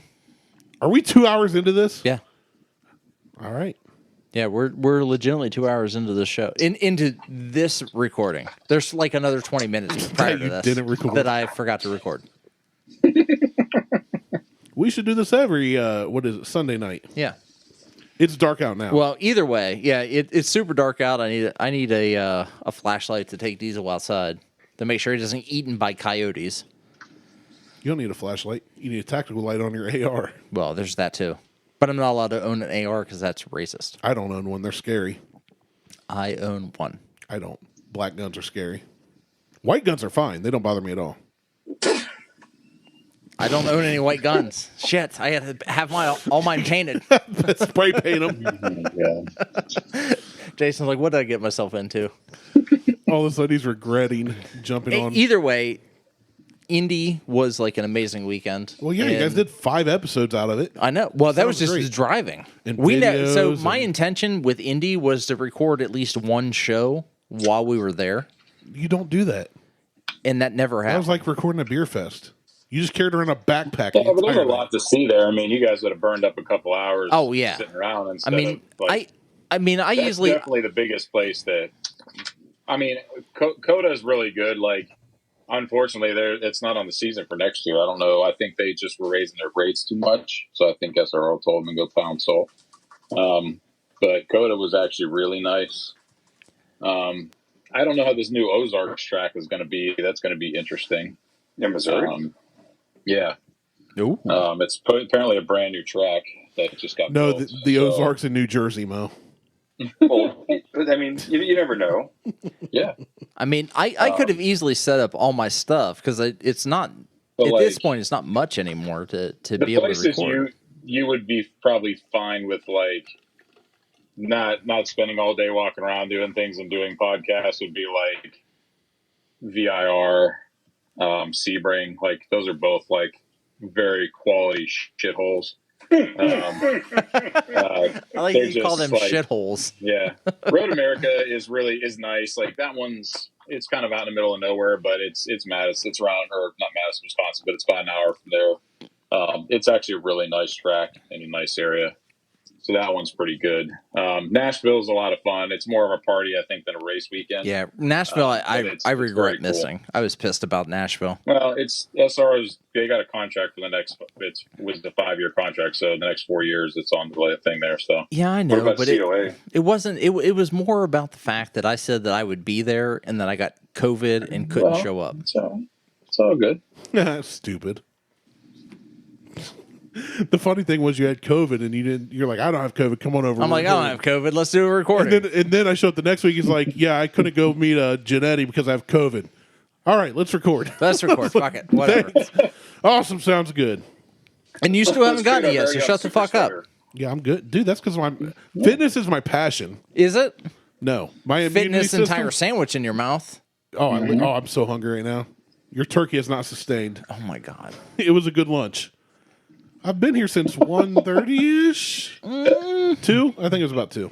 What are you saying, Martell? Is he needs more of your meat? Yeah, Oh, he wants dude. more of my meat in his mouth. So much Yeah, more. yeah. So much more. I need that spit cock meat right in my mouth. Yeah, I spatchcocked a turkey and Oh. smoked it. You guys will know since you're our only 2 listeners. Yeah, You'll hear it. you'll hear I it. did that for the first time last year, and I will never turn back. Yeah, it was like that's. Except for I did it backwards. I cut the spine instead of the. You did it doggy style? instead of the breastbone. Oh no, I cut the spine out because that's what they said to do. I cut the spine Oh. out. Yeah. I thought you were supposed to do the breastbone. No, I think you're supposed to cut the spine open because then you can flay it open Yeah. and then you can get to the breastbone. Mo, get off I don't know Facebook. shit about any of that stuff. Oh, Jason, If we're gonna you have ever to do a learn you turkey, up. I highly I recommend just it. eat. I'm gonna come I'll out. let Andrea handle that. She knows more about this shit than I do. Mo and I are gonna come out and give you a whole class on cooking. Oh. More okay smoking with than that. anything else. And it'll involve a lot of drinking, but it's going to be a cooking class. Equal parts smoking, equal parts drinking. Yeah. I'm all right with that. That's okay. I did like the smoked turkey, but we deep fry ours. Either way, either smoked or deep fried is far better than the traditional oven, dried out, So whatever. in the last episode, I mentioned a website called Meat Church where they smoke their turkey and then deep fry that shit. We can do that. Yeah, it's just south of Dallas. Yeah, they're They're outside of Houston. I follow them. Meat Church is south of Dallas? I would have guessed it was in San Francisco. Ching. That's Randy. We're gonna let him have that. That's when I'll Buckhorn take it. Podcast got canceled. That was Randy Nelson. If that's what gets us canceled after Circleville. all I've said of 3 years. Well, as Woke Nation Of Brown continues, to evolve, yeah, you're done. I'm fine with that. What are they going to do? I mean, take all of our money. All of our money? All of our They're going money. to cancel all of the. You got a lot more of that than I do, so sorry. What is that? What's that thing called again? Patreon subscription. Oh, yeah. Or Yeah. All of them. they're going to take all The $20 Patriots. that Mo has provided to us That we spent on tacos. that I'm pretty sure we ate tacos with.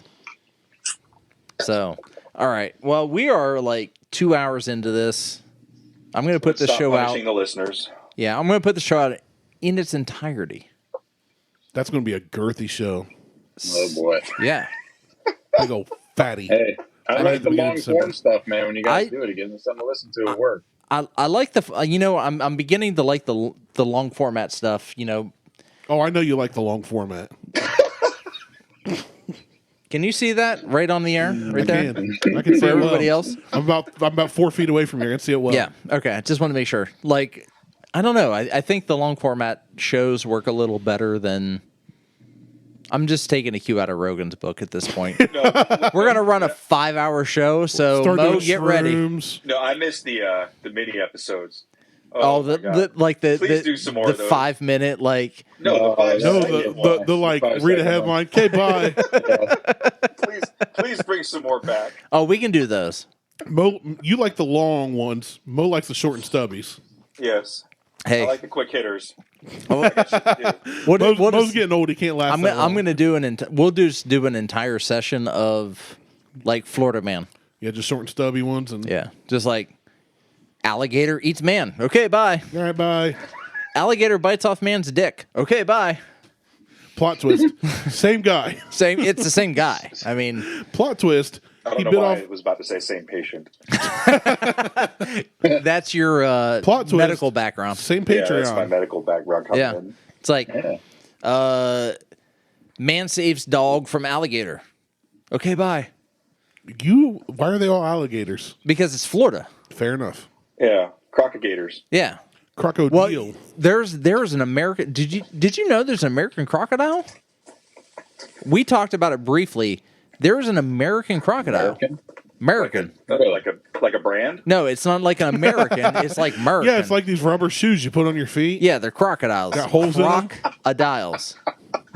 You can dial them into the size you want. Crocodiles. You can It's put a little croc. tickets on 'em. It's a croc with a phone in it. Yeah, it's a croc with a little dial Crocodile. that you can actually fit it to your foot. Like It's one size fits all. It's like the old LA Gear pumps or whatever. yeah, BK, British Knights, Whatever. Reebok, Yes. Nike. They all did the LA same Gear shit. had the lights, right? LA Gear was lights. I miss those. LA Gear had. I think they were the first ones with straps. Yeah. Reebok had the pump, Reebok had the pump. and the Nike had the one that where you actually had to use the CO2 canister. Yeah. That's how they I screwed you. remember that. Yeah. Yeah. You What a stupid idea. Who thought, hey, let's People make bought those shoes joints, man. that are real difficult They to did. inflate? No, they did, but it was a dumb idea. And everybody at the bottom was dumb. well, they started out with the little I thing had on the the pump tongue, on the tongue. and then it progressed to like a little adapter on the side of the tongue, so you could pump it up with the tongue, but then you can do this CO2 canister. Like, Hey, you know what we need? More aggressive pumping action. yes, Like, Just for our automate- tennis shoes. Let's More aggressive automate foot this shit. pumping. Yeah, more aggressive foot pumping. How dumb were we all back in the day? Oh my god. We all had a starter jacket too, right? Probably Charlotte had- Hornets, I did Chicago not. Bulls. Mine was made in Korea, so it said Startler. I was too man. poor to own That one, was so the great part about growing up overseas is like the base I was at, like it was basically like there was like a taxi service every day that flew back and forth to Korea like 5-6 times a day. That's fun. So like in like if you're everybody's parents, like if they're had a parent that like would do a job where they would have to go to Korea for a few days and come back, like they would take orders and we would order like, you know, a knockoff starter jacket for like $20. Man, I had like 50 starter jackets. Like when I no, was in you high had school. 50 Startler 50 jackets. Startlers. Startlers. I have a Yeah. VHS video because my folks always. The New York Mutts. They- Yeah. Oh my God. We always recorded. Yeah. Right. The Wit socks. Yeah. Jeez, do you still have these? Please tell me you do. I might have a jacket at my parents' house. Oh, that would be I awesome. was too So we- poor about, this stuff. And I did a lot of traveling back and forth between Toronto and Youngstown. Great, beautiful cities. Yeah, well, one is a shithole and the other one's run by the mob. So figure that out. But Yep. the gang, well, we'll just call them a service to the community. They were shooting people and taking their shoes. Yeah. So you didn't wear name brand shoes when you hit the mall, So I grew or up. your Startler jacket. I grew up. Well, that's what I was going to touch on. Was I grew up on on a part of the West Side that was sketchy to say the least. And there's a VHS video. Mom and Dad recorded every Christmas, right? We still to this day have a VHS video where we're opening Christmas gifts, and my brother opened his first, but he got a starter hat, and I said he can't wear that. I must have been 10 years old, 10 or 11, and I was like, on the video, you hear me like get real serious. And go, he can't wear that to school.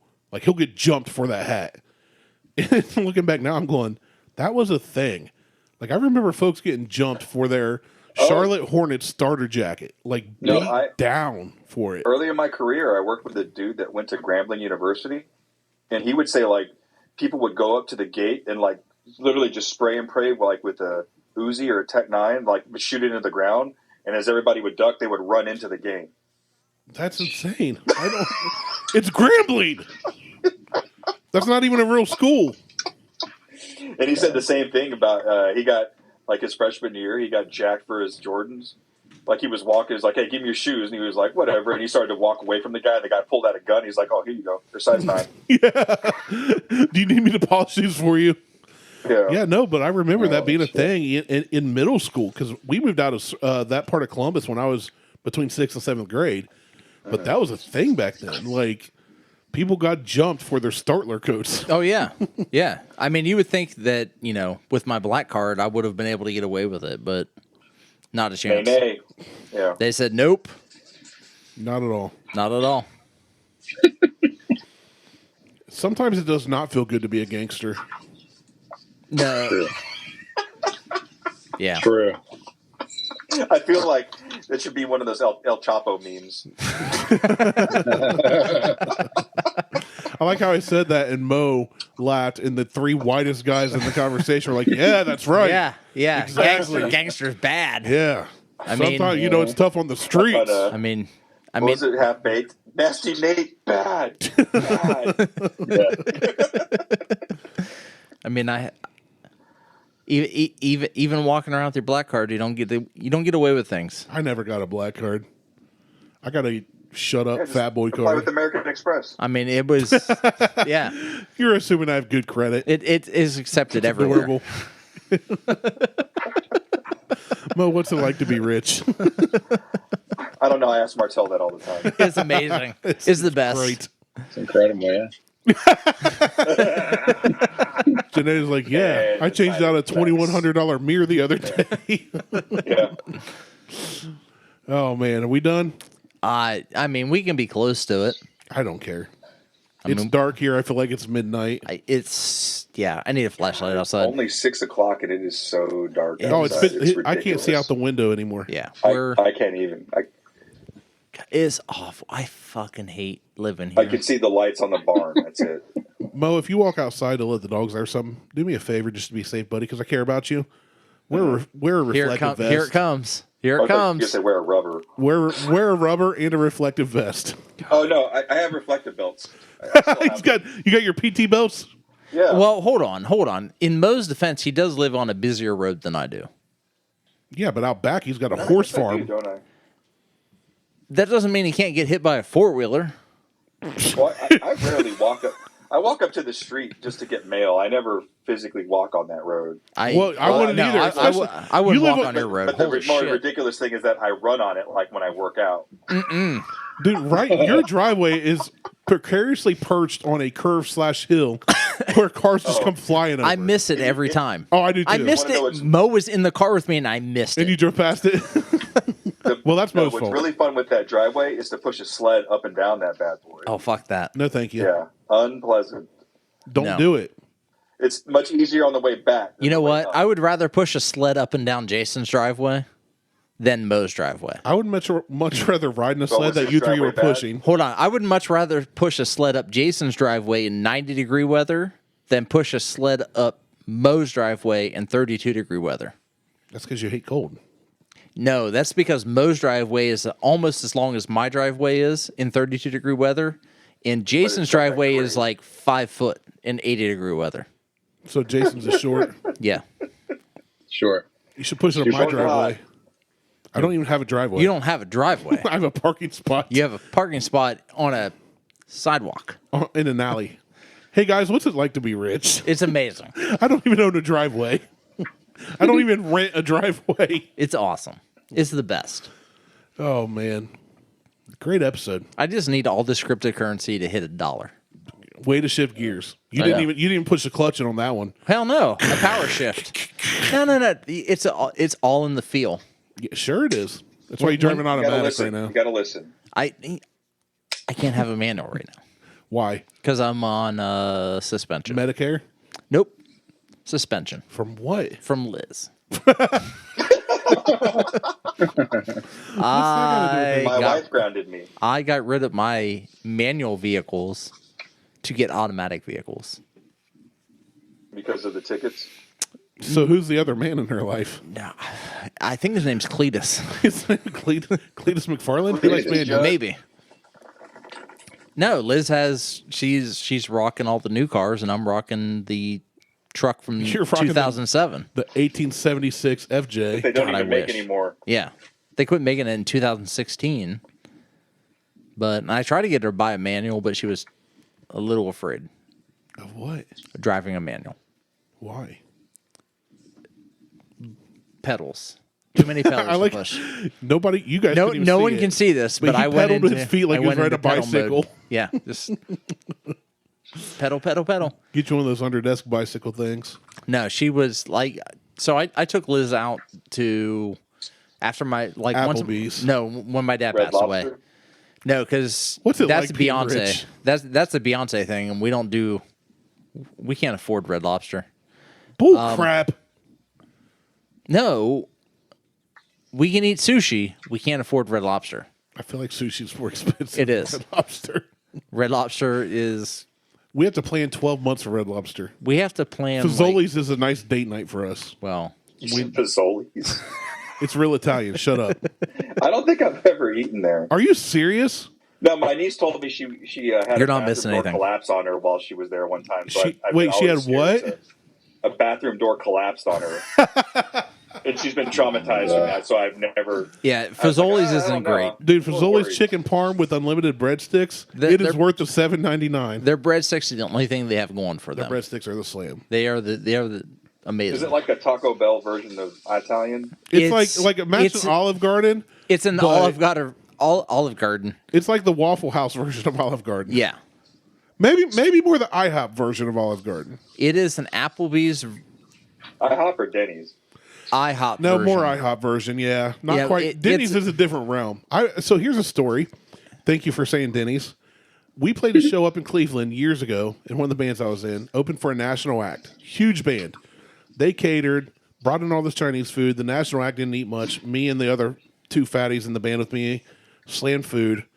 You and Music, Derek. Go on stage. No, this wasn't Music Derek. This was GW They in a catered. Well, The shit, goalies? GW, Jesus Christ. Yeah, and this was when he was even fatter. Well, We go on, we play our set.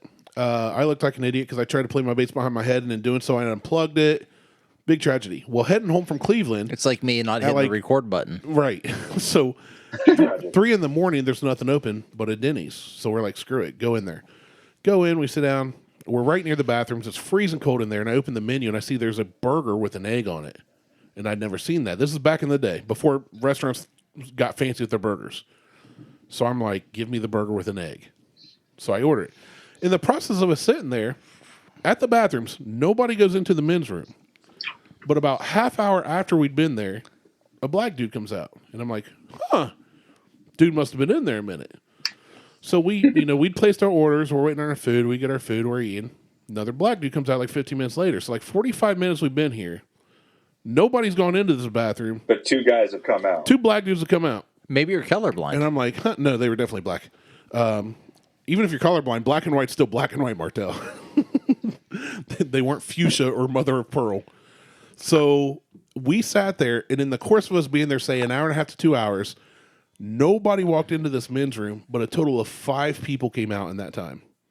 And I never asked questions. I just assumed there's a portal to another room or another Denny's somewhere at another time that these time travelers were walking through. And then we went home. It's like a clown car. Yeah, I never once asked a question because they would come out like randomly. Did you go in the bathroom? No, heck no. All Why? these black dudes kept coming out. Are you afraid? Yeah, a little. It could have been your turn in the bucket. I mean, It could have been. there That's could what have I was been afraid there of. could have been 2 stalls in there, or it Or could- a portal to another dimension. or literally There it could have could been a club. it could have been a club. Oh man, I miss Club Denny Yeah. No, there's with a DJ Denny in there. there's a club somewhere. I think it's in Norway or Switzerland, somewhere in those Nordic countries. But it looks like a laundromat. Oh, I And in need order to go there. In order to get in, you have to jump into one of the dryers, and it's a slide that takes you down into the club. Oh, that's awesome. I'm That's the in. prohibition crap. I'm in for that. I'm in. How? Hold on, time out. Yeah, it's like some total prohibition. Time out. Joy. How big is this dryer opening? It's industrial, so you're good, man. Okay. Yeah, you can barely get in. I'll take it. The rest of us can get in just fine. Wait, again, second question. How do you get out of said club? You have to crawl back probably up like the a back hamster? No, the back door. Is the club called the back door? Because it's so God, I'm I not going hope in so. there. Club, Well, in club the back door. in Nordic, it's routine Jorgen. Oh, but the translation is the I don't back speak. door. I was gonna say I don't speak Spanish, so that ain't gonna help me. Oh, well, it doesn't matter. You'll be there with other people. With who? Mo and I. You'll be amongst Oh, friends. okay. If I'm with Mo and you, that's fine. Like 6 years ago, me, I could defend myself. Now I need people to defend me.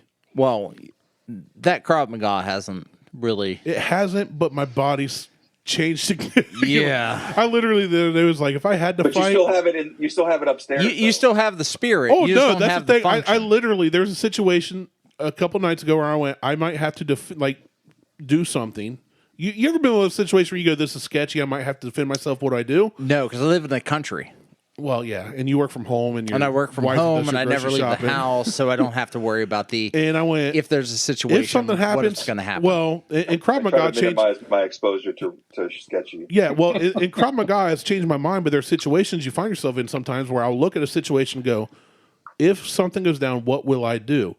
And I literally went in this situation where if something goes down, I better land that first shot really well because I don't have the stamina, I don't have the balance, I don't have anything I used to when I was taking and teaching Krav that When I you were used to. Kraving? Yeah, when I was Kraving Magaing. Taking and antifing Krav. Antifing, right. Or as my father-in-law used to say, Crawl McGraw. Getting fingers jammed in your eye. Oh, I'm fine Were with you that. Krav Or was it a Maga? thumb? It was a thumb. Yeah. Oh, no, that was a According finger. to the legend. Yeah, that was a finger 2 knuckles deep straight in my You- orifice.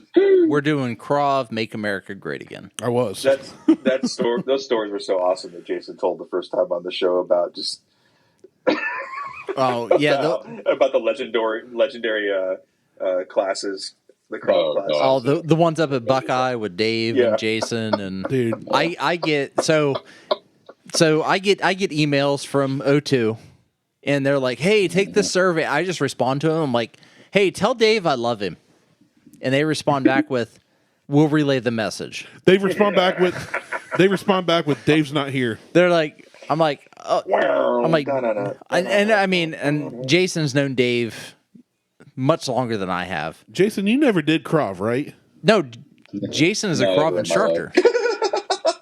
Jason is? Yeah, Now? he was. Oh, what? Okay. Not now. Not now, Yeah. but when I don't he know who. I went through the instructor course and did my black belt, and I taught it for a long time. yeah, You did your black belt? Why am I talking about being an instructor to Jason? I maxed at level 3. And then I got fat again. he was teaching at Speed Shop I went the whole way.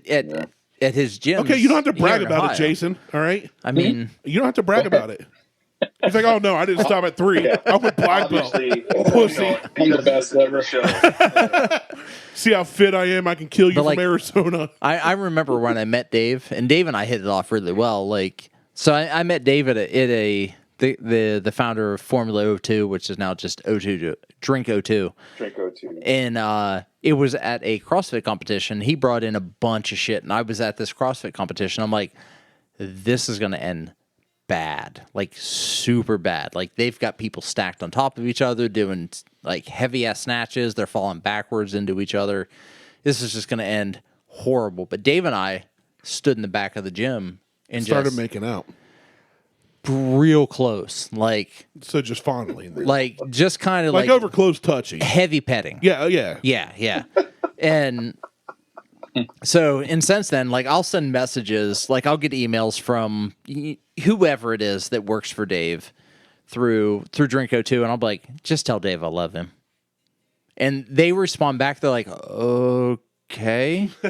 Like, that's how I read it. And I'm like, it's whatever. So I'll order stuff, and they're like, hey, thanks for taking the survey. And you can tell it's an automated response, but when you reply back, it's going back to somebody. I'm like, Dave is the most majestic man that I've ever met, and I would love to just have a quick conversation with him again about the night that when we were at this one place. And they're like, okay. And that's the only response I get from any of the shit that I get. That's probably why I've never succeeded more than I have, because I can't take anything serious enough ever. Even work, like... His personal assistant is like, oh Yeah. my God, that guy's messaging back again. Like, Right. they're like, holy shit, this guy. And We've and I blocked know, him 4 times, and he set up another email. yeah, and I know it's not. I know Dave doesn't see any of the shit Right. that I send back to him, but I'll constantly respond back with like, I love Dave. I really wish he would come to visit me at X gym. I And really wish he would. Yeah, tell him a restraining order is just a piece of paper. I'm like, They say no means no, but it means yes in my heart. no means no, but in this country it means yes. It means si, senor. It means C. Oh man, I miss Krav. Yeah, well, we got home last night. We went out. We had What's a that funeral. have to do with the Krav? If you will shut up, I'll tell you. I can't. That's fair. I feel like we just switched roles there. We did. Usually it's me interrupting you. So we had a funeral for a buddy Friday night. I'm hooked sorry. up with some.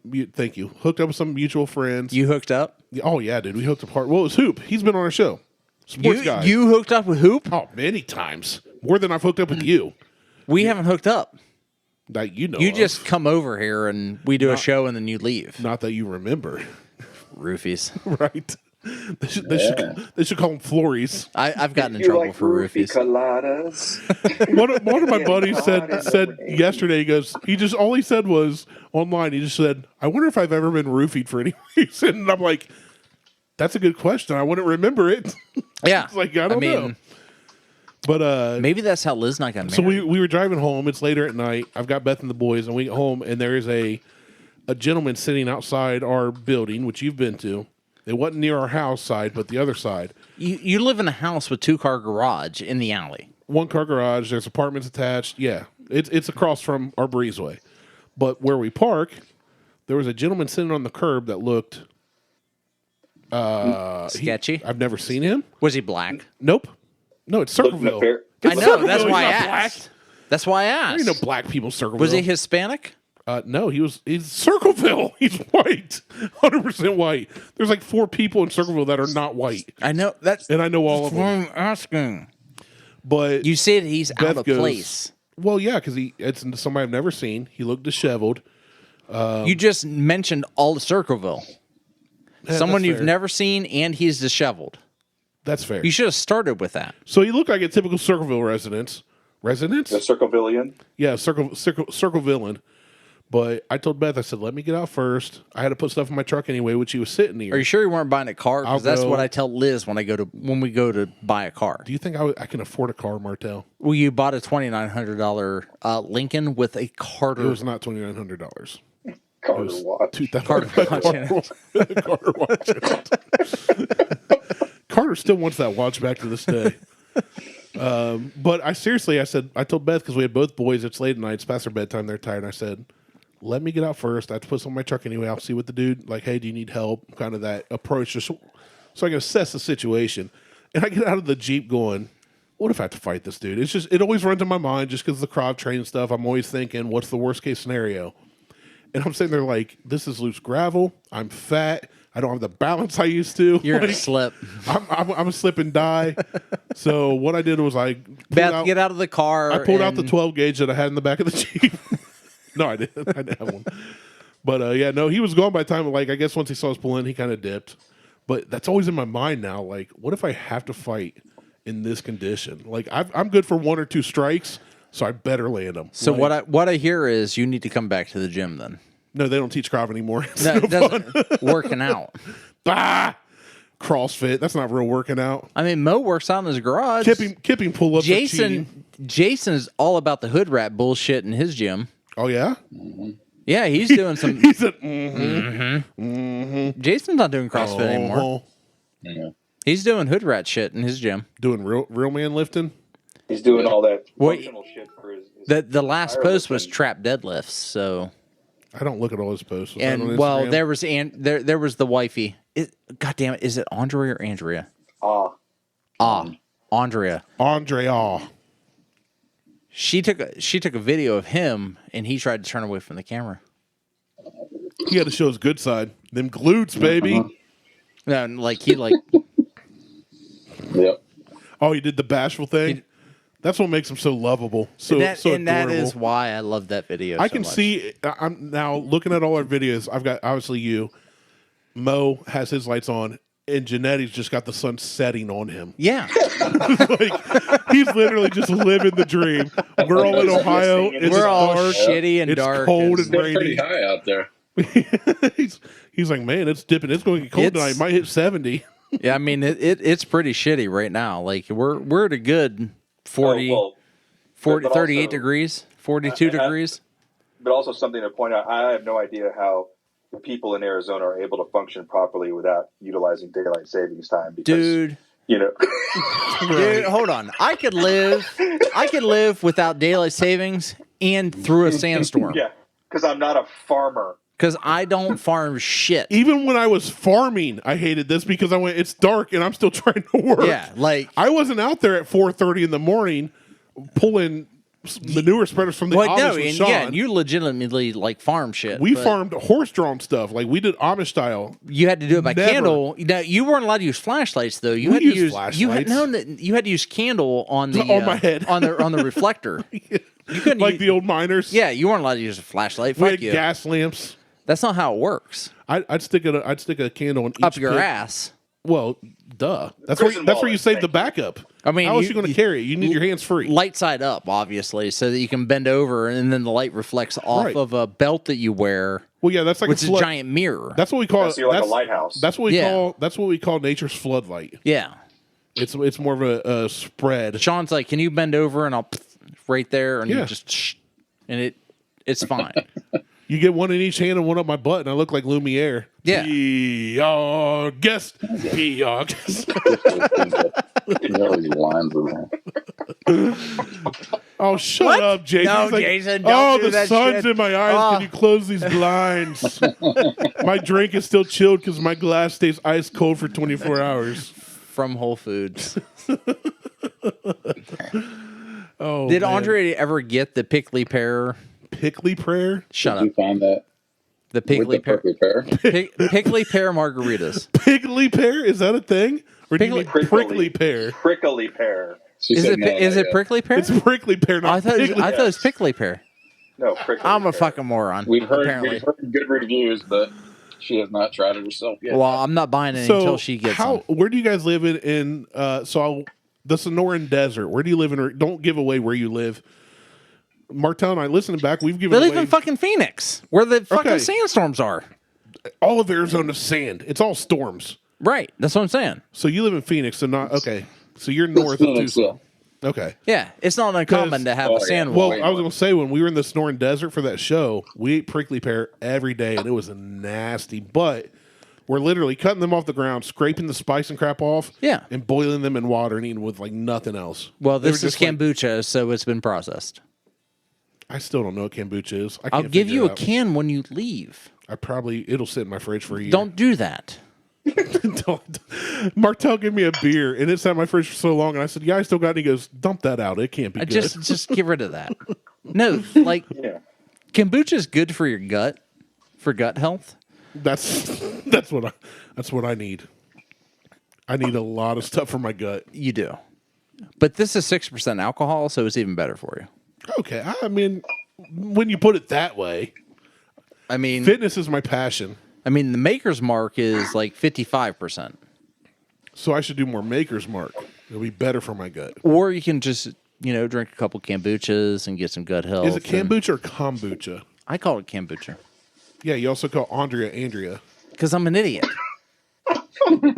And he also says cooler instead of color. It's cooler. It's color. Hut it's dog. Hut dog. Color. It's Color. Lancaster. Oh, you said it right. Lancaster. You just say Lancaster. Oh, Lancaster. Okay, so it's Lancaster. I think you finally converted. Well, I did it today with Liz. I'm like, did you realize that I said Lancaster instead of Lancaster? She goes, no, because you're still a moron. Thanks, honey. Love you I'm too. like, I love you too. Just continue your shopping. I'm gonna go get some turkey. I'm gonna go hate myself for the rest of my life. Whatever. It's fine. It's all fine. It's all good. It's all good in the hood. All good in the... You're not in the hood, though. I'm not in the greatest part of Carroll, but I'm in a really good part of Carroll. You're probably in the best part I've been to Carroll. No. I'm not in the best part of Carroll. You're not in Carroll. That's the best part of Carroll. The best part of Carroll is like... The post office? It's a little further over. It's on the other side of 33. It's called Greenfield Estates. Anything called an estates tells me it's a pop-up neighborhood, and that's not as nice as where you are. No. Pop-up. No, They probably have an HOA. Greenfield Estates has an HOA. And it looks like a monopoly board where there's like two types of houses. It does, but that is the nicer part of Carroll. I live in the rural part of Carroll. Which is the nicer part of Carroll. We get looked down upon. Who cares? Oh, I don't people care. who pay I don't 10 care. times too I'm much for just their stick-built saying. home. I'm just saying. Go pee on their lawn so there's a yellow spot and they get fined for it. That's what you should do. I don't know how this works because Is that kind of party? yeah. I mean, I don't know how. Mo, how soon can you be here? It can be. Road trip. Let's do this. Yeah. Right? He said, let's do it. I'm in, fam. I'm in, fam. What time? I got the shovel. Well, I'm sure we just go around mess with HOA's lawns. Well, Jason missed that part of the show. The I'm in, fam. So Are you going to rehash it again? Quickly because it wasn't recording. Our listeners are going to love us. It wasn't recording. So how are they going to know? Fair enough. So Gotcha. yeah. So Mo sent me a message and he's like, I just found out my wife took the sample of a Catoctin Creek camping. Do you have a shovel and a good lawyer? And my response was, I'm on my way, fam. Speaking of Mo, I just have to ask, due to our unaired episode, Mo, what nationality are you exactly? Because I made a lot of assumptions and a lot of. Oh no, you were pretty close. No, I don't listen to you. Okay. Well, no, the question was not what Mo's nationality was. It is what so Hawaiians are called Pacific Islanders. I think they're just called Hawaiians. No, it's Pacific Islanders. Specific Islanders. Specific Islanders. Yes. But is there a name for Japan? Yeah, Japanese. Oh, shut the fuck up. That wasn't the question. Mo, what is your heritage? Not hate. So my mother's Japanese and my father's Jamaican. See? I'm a product of the. So you're a Blasian. Jamaicanese. You're a Blasian.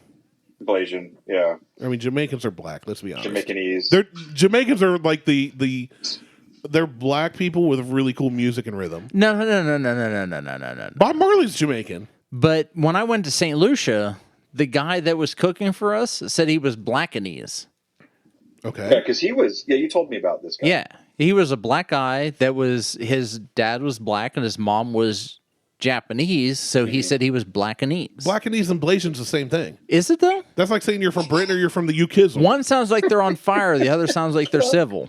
They're both on fire. Patrick, yeah, They're Patrick, hot fire. Put it in the comment section below. Are you all known as the UKizzle? I just want to. Yeah. I don't live in the UKizzle. You're from the UKizzle, you're from the Brizzle. Same thing.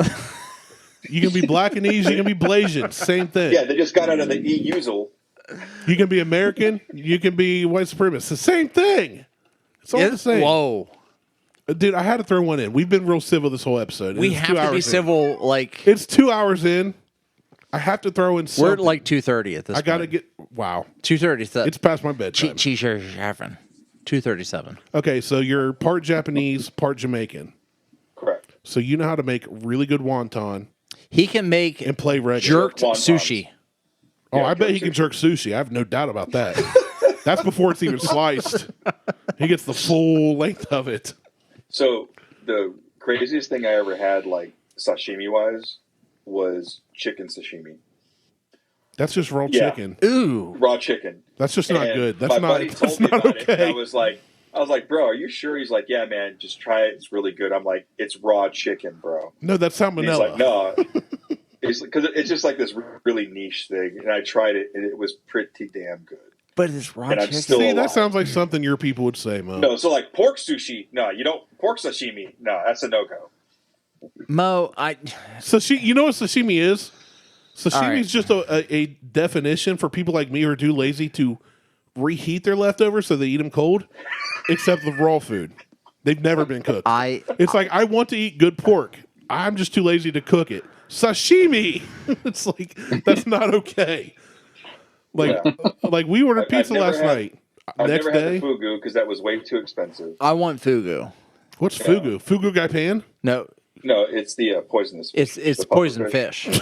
But Thing I've ever- you're That's how we roll, man. I want to eat poison fish. Sounds delicious. Of all the things, all the nasty concoctions I've eaten and everything I've tried, I've never once went, yeah, I want to try poison You know fish. what? I want the poisonous fish. Give me the poison fish with a side of puffer fish. Let's see if I can just dive real fast No, here. that's what it is. this is going to Isn't that sound. puffer fish? Is that what it is? It's puffer fish. Oh, gee. Mo's talking So- about eating raw chicken though. As I'd rather eat the raw chicken. sashimi. I'd rather eat the chicken sashimi than the fugu. Have you seen the So- meme Mo, where somebody cooked a chicken halfway and said, I like my chicken medium rare? No, It but was so nasty, even Mo. to me. please don't take this the wrong way. There wasn't watermelon with that chicken, was there? Oh no, of course not. You talk to me and then you look at Mo. I'm not looking at anybody. I'm gonna I say- have taken my glasses off. You're pulling your eyes back and you look like you're imitating an Asian person. That's racist. You look at Mo and say, was there chicken? And what was watermelon with the chicken? That wasn't part of the. Wrong. He's Jamaican black. You're thinking of a different kind of black. No, but what's the- I just can't. What do you call it? The garnish? No, it was not part of the garnish. Okay, thank you. You're thinking All right, of a that's different- all I wanted. I just Mo's the kind of black that smokes pot and plays acoustic guitar. You're thinking of a different kind you of just black. named everybody in fucking Compton. It was Nobody in something- Compton plays yeah. acoustic guitar. No, but they all smoke weed. That okay? You got to do both to be Do they have Jamaican. rec in California? They do, don't they?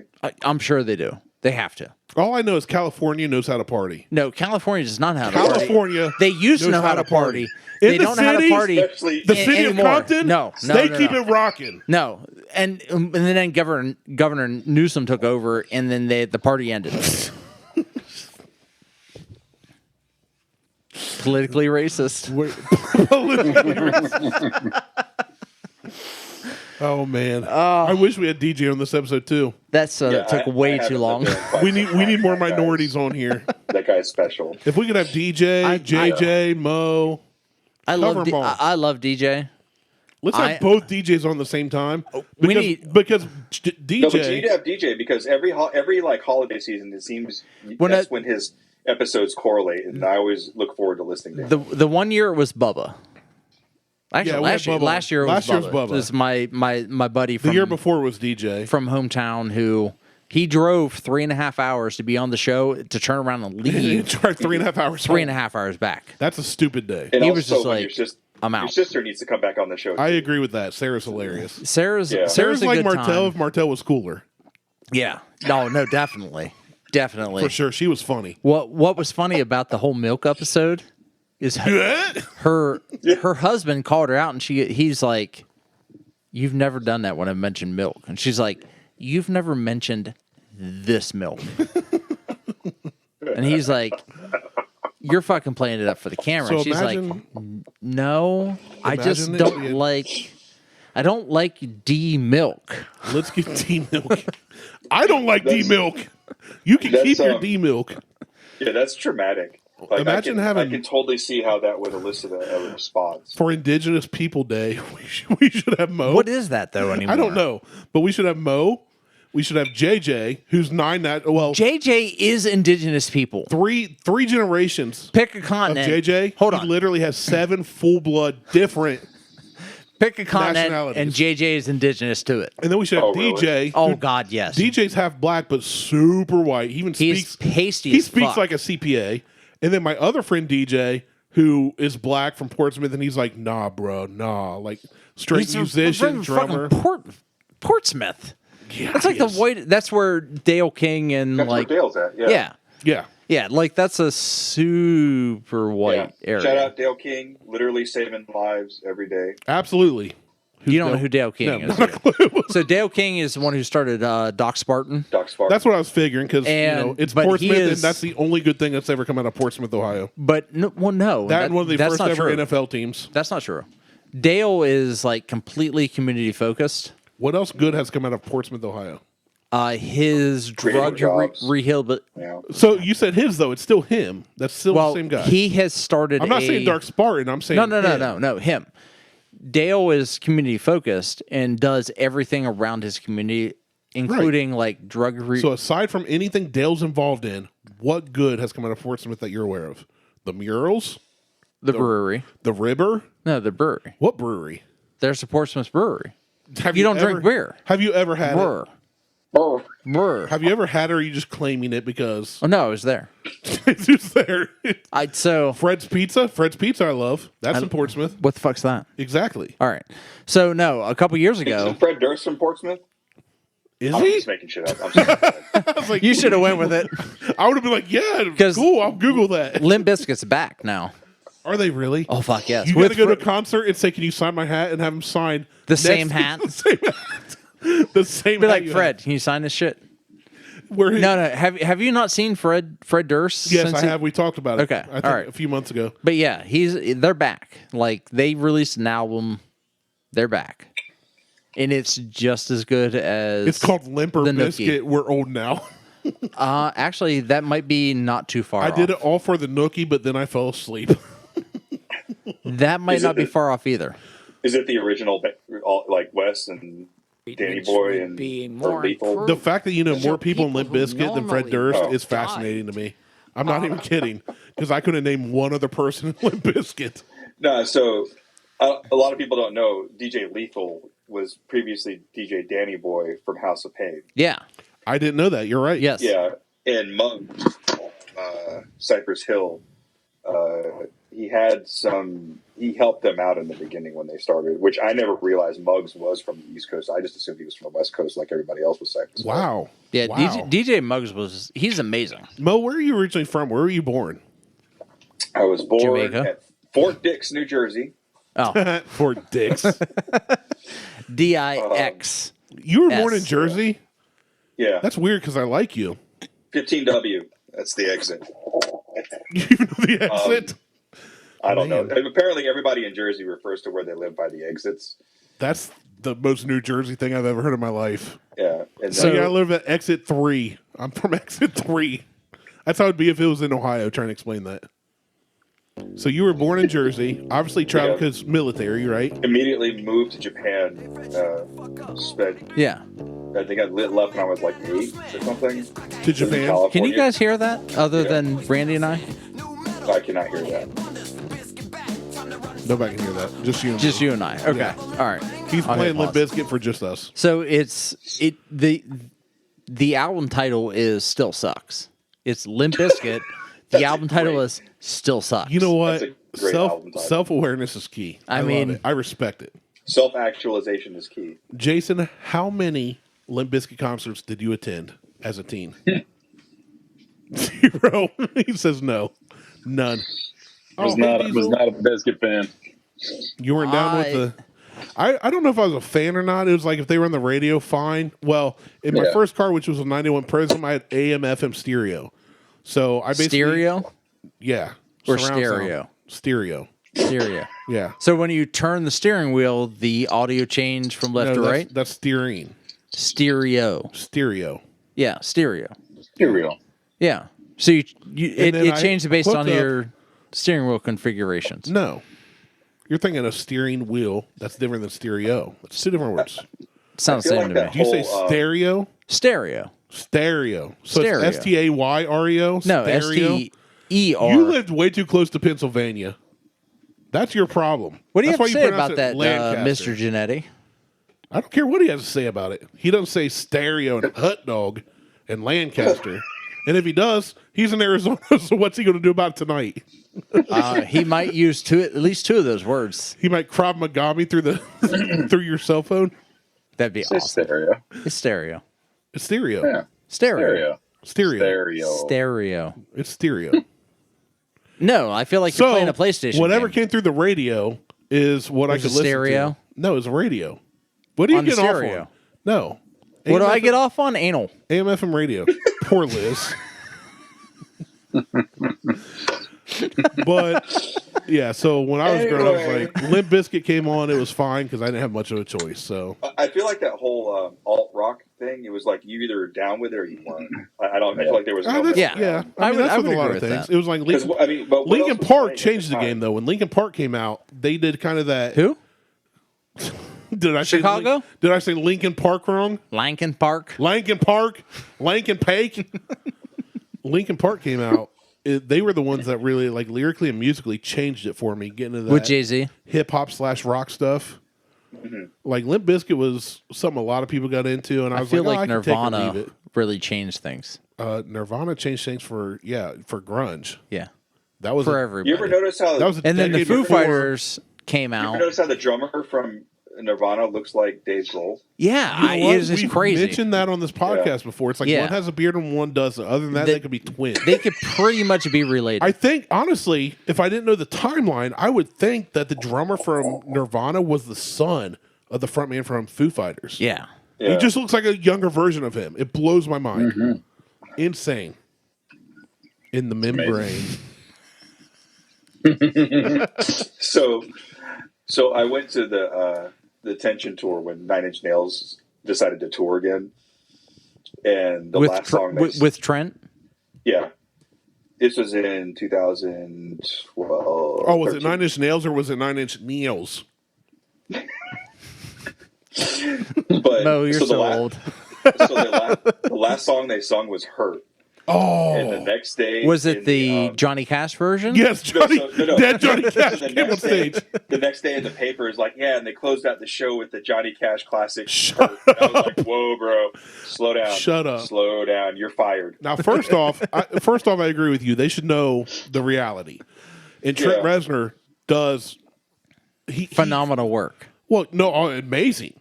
And that song, when I first heard that song, I kind of heard Trent Reznor had done it, but I didn't pay attention. When Johnny Cash did it, it consumed me. Like when I saw his video come out. Hold on. Didn't Trent Reznor wild have song. Johnny And Cash then- redo it? No. Yeah, Johnny, he did. No, he did it. I've watched dude, I've researched this. Trust me. Are you? Johnny Cash. I can't trust you. You're from Circleville. Okay, you two trust me. I'm going to listen to him. Right. Johnny Cash got called and said, hey, we want you to do the song. They contacted Reznor and said, could Johnny do this? Everybody agreed. Johnny did it, and then Trent went, he changed the concept. This is Johnny's song now. He still performs it in his style, But he said with Johnny, you saw the true meaning of what he was writing. So Trent basically said Johnny did my work justice. Isn't that how most No, like remakes of songs happen? no, not at all. Honestly, because there's a lot of people who do covers that the original artists don't like, or like for example, Radiohead. Radiohead, Creep has been covered so many different styles, so many different ways. Some are good, some are bad. But even Radiohead got tired of Creep. So they don't even like performing that live anymore. Like, they don't touch that song because they got so burnt out on it for being the only thing they're known for. I didn't know there were lots of covers of it. Oh, there's a ton of... I've got one I actually saved in my YouTube that I haven't watched yet. It's because Randy performed it. Creep? I Yeah. never performed Creep. I've played it like at home. You played by it myself. last Sunday at church. Right, I did. It was while they were singing. They were singing "Amazing Grace" and I was playing "Creep" by Radiohead on the bass. Right. No, but Trent Reznor basically acknowledged that Johnny did this song so well. Oh, that's awesome. Yeah, like he wrote it though, right? Didn't Reznor write it? Yeah, Reznor wrote it. Reznor originally performed it. He still does. And Reznor's version is phenomenal. Cash covered it. And Cash covered it, but Cash was unaware of it until somebody called him. They called Reznor and got permission. Called Cash, said, "Hey, we think you should do this," because it was after June died. It was one of the last things he ever did. Yeah. And Reznor was like, you could see the light, like everything that Cash went through in his life culminated to this point. Well, that's my question. It showed Johnny's home, which was formerly a museum, now shut down. They took the imagery. If you look on YouTube, the video is bone chilling. I recommend you watch it when nobody's around. It's nuts. Have you been to the museum at Nashville? No, because it's shut down. Well, Johnny's house, which was the original Johnny Cash museum, burned down. So I know you can't really see this, but I just was wondering because I had I want that chair in the museum, and they have the ring and the chair and stuff from his house from the video, and they play the video at the very end of the museum walk. Oh, nice! It's pretty wild, man. I want that chair. And I've been a Johnny fan pretty much. Like if somebody said there's only one artist you can listen to the rest of your life, who would it be? Johnny's definitely Dingo. Mo Dingo, DJ Dingo. You can't see him. But Johnny is probably the guy that, like, when I was growing up, when I was playing music, Johnny is one of the most influential people in my life. Yeah. And when he did that song, it gave me chills because he's singing it from the standpoint of a guy who dealt with addiction, who dealt with heartbreak, who dealt with losing his brother at a young age, his abusive father. And he's like literally saying, you can have it all. My empire of dirt. Like everything Johnny's known for and Johnny's built, he's like, it's bullcrap. It's worth nothing. And it's just like, Trent, I get why Trent wrote it, and I've read why Trent wrote it and how he feels about it. But when Johnny's saying it, I don't know. It's just different. It came from this different place. So to me, that to me personally, that is my number one all-time cover of any time. Johnny made it different. It was just And Johnny grew up in a different era. Was nuts, man. Oh, it's crazy. It's bone chilling. Like if you look at the imagery and the way it was done, it's just next level. Yeah. And the one thing I remember from that tour is like the visuals in that tour were like totally worth the price of the ticket. But I remember just like hearing him sing it live, like Trent. I don't know. Yeah. Did he just? Was it just him and piano? I was. No, it was a full. Was it full band? I was gonna say. But it started out where he would just solo. It was like, I hate myself, and then like everybody just lost their shit, and then like the visual started, and then slowly like the band came in, and at the very end it just like builds and builds and builds, and I was like, I don't know. It was just I was at a concert like in '98, and Rob Zombie was on stage, and there were demons dancing in cages, like hovering above the stages. Those are strippers, not demons. And same thing. It was kind of it was mind altering. You know who? And I was working that concert. I wasn't a participant. So you know what? You know who put on? Well, I worked a bunch of concerts when I worked for Nationwide Arena, but you know who put on a great visual concert? Who everybody hates? MZ Chris. No, close. Is that hair? That is hair. I'm gonna eat it. I'm gonna eat it. No, so years ago when they first came out, my brother wanted to go see Nickelback live. So for Christmas, we all pitched in. Look at that photograph. We pitched in and got him 2 tickets. Every time I see it, it makes me laugh. I said, take Kane. He's a cousin of ours that's closer to Kevin's age. Whoever you want. You go to Nickelback concert. It's on us. We all pitched in. Well, he picked me to go with him. He's like, you know the arena, blah, blah. And I was like, man, I don't care. Like, Nickelback, and again, this is when they first came out. Everybody knew their songs. We were all singing them. But Seether and Saving Abel were opening for them. And I love Seether and Saving Abel. Oh, nice. So I was year was like, oh, man, this had to be like 03, 04-ish. Like, this was, so they were still building at that point. Yeah. Oh, no. It was like when we went in, there was one band that opened real early, like 6. But then, like, Seether went on at like 7:30. Saving Abel was like 8:30. And then Nickelback, right? So I went in totally pumped to see Seether and Saving Abel, if nothing else. I'm like, screw it. We got good seats. I'll get to see these two.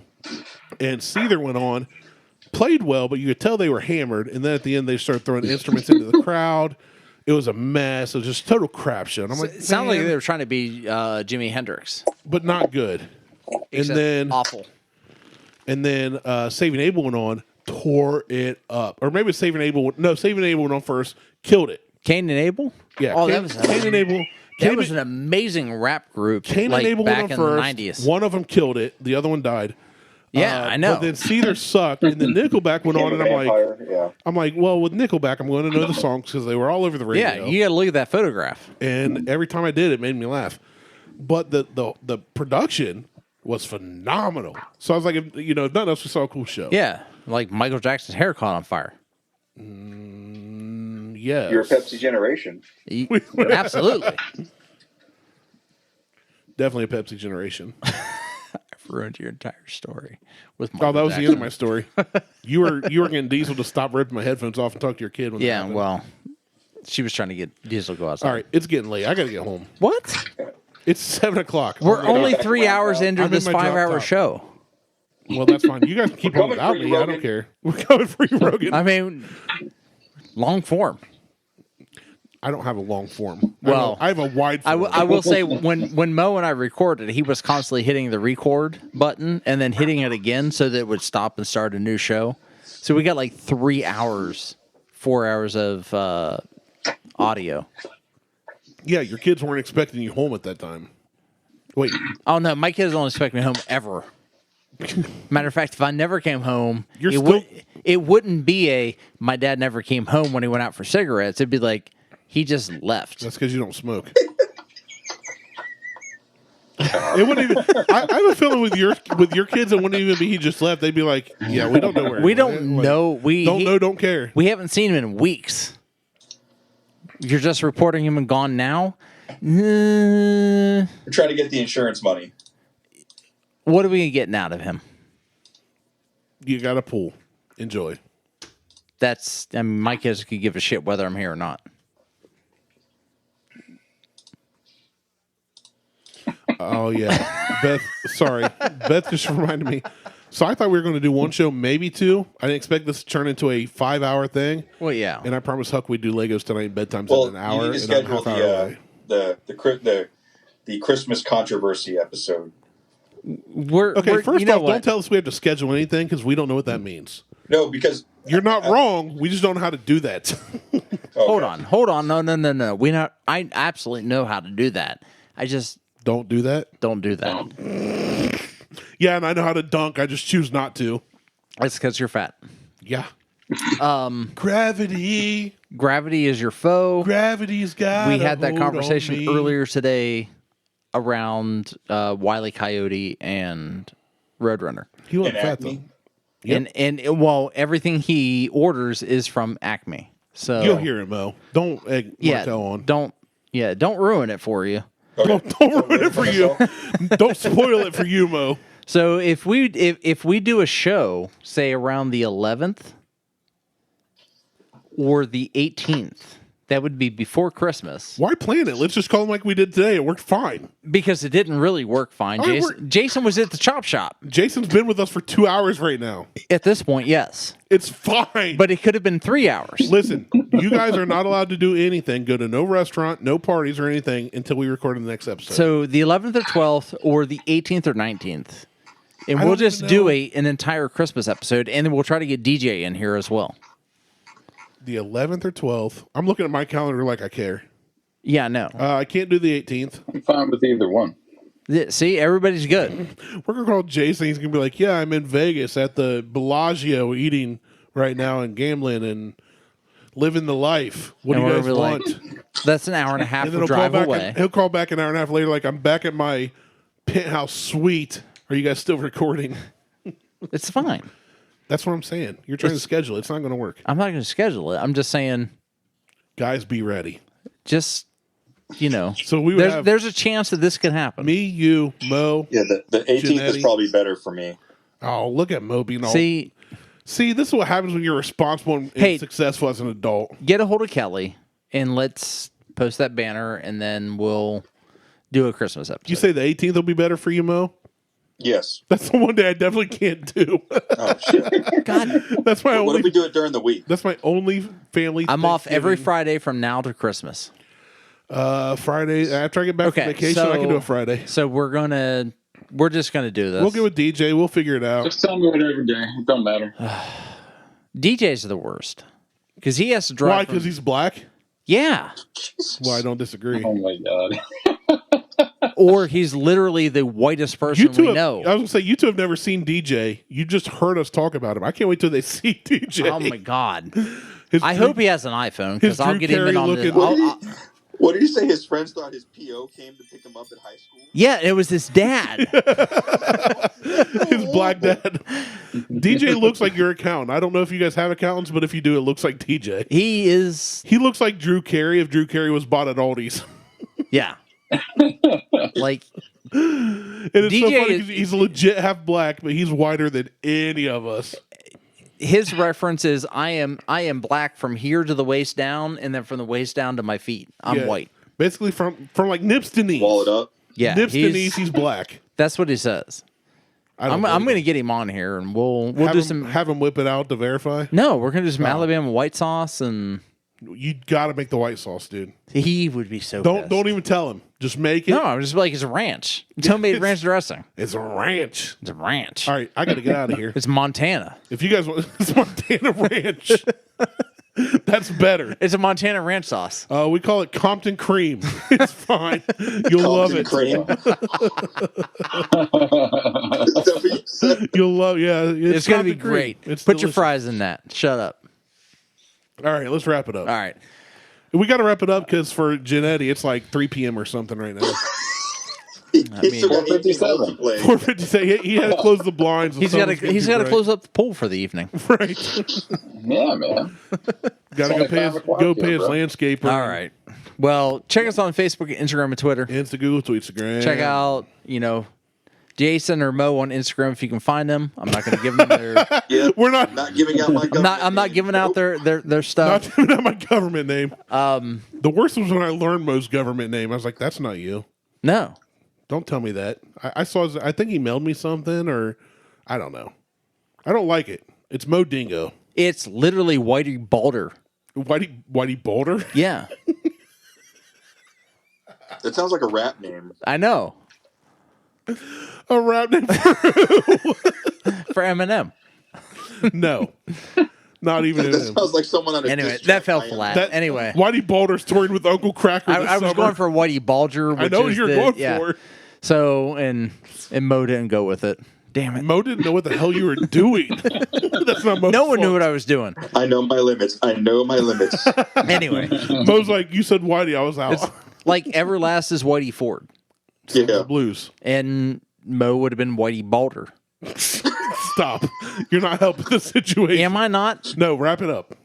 Wrap it up. Put a bow All right. on it. All right. Well, Merry for Christmas. Jason, Mo, Randy, I'm Martelle. We're out. We're out. Bye, guys. See ya. Bye. Bye.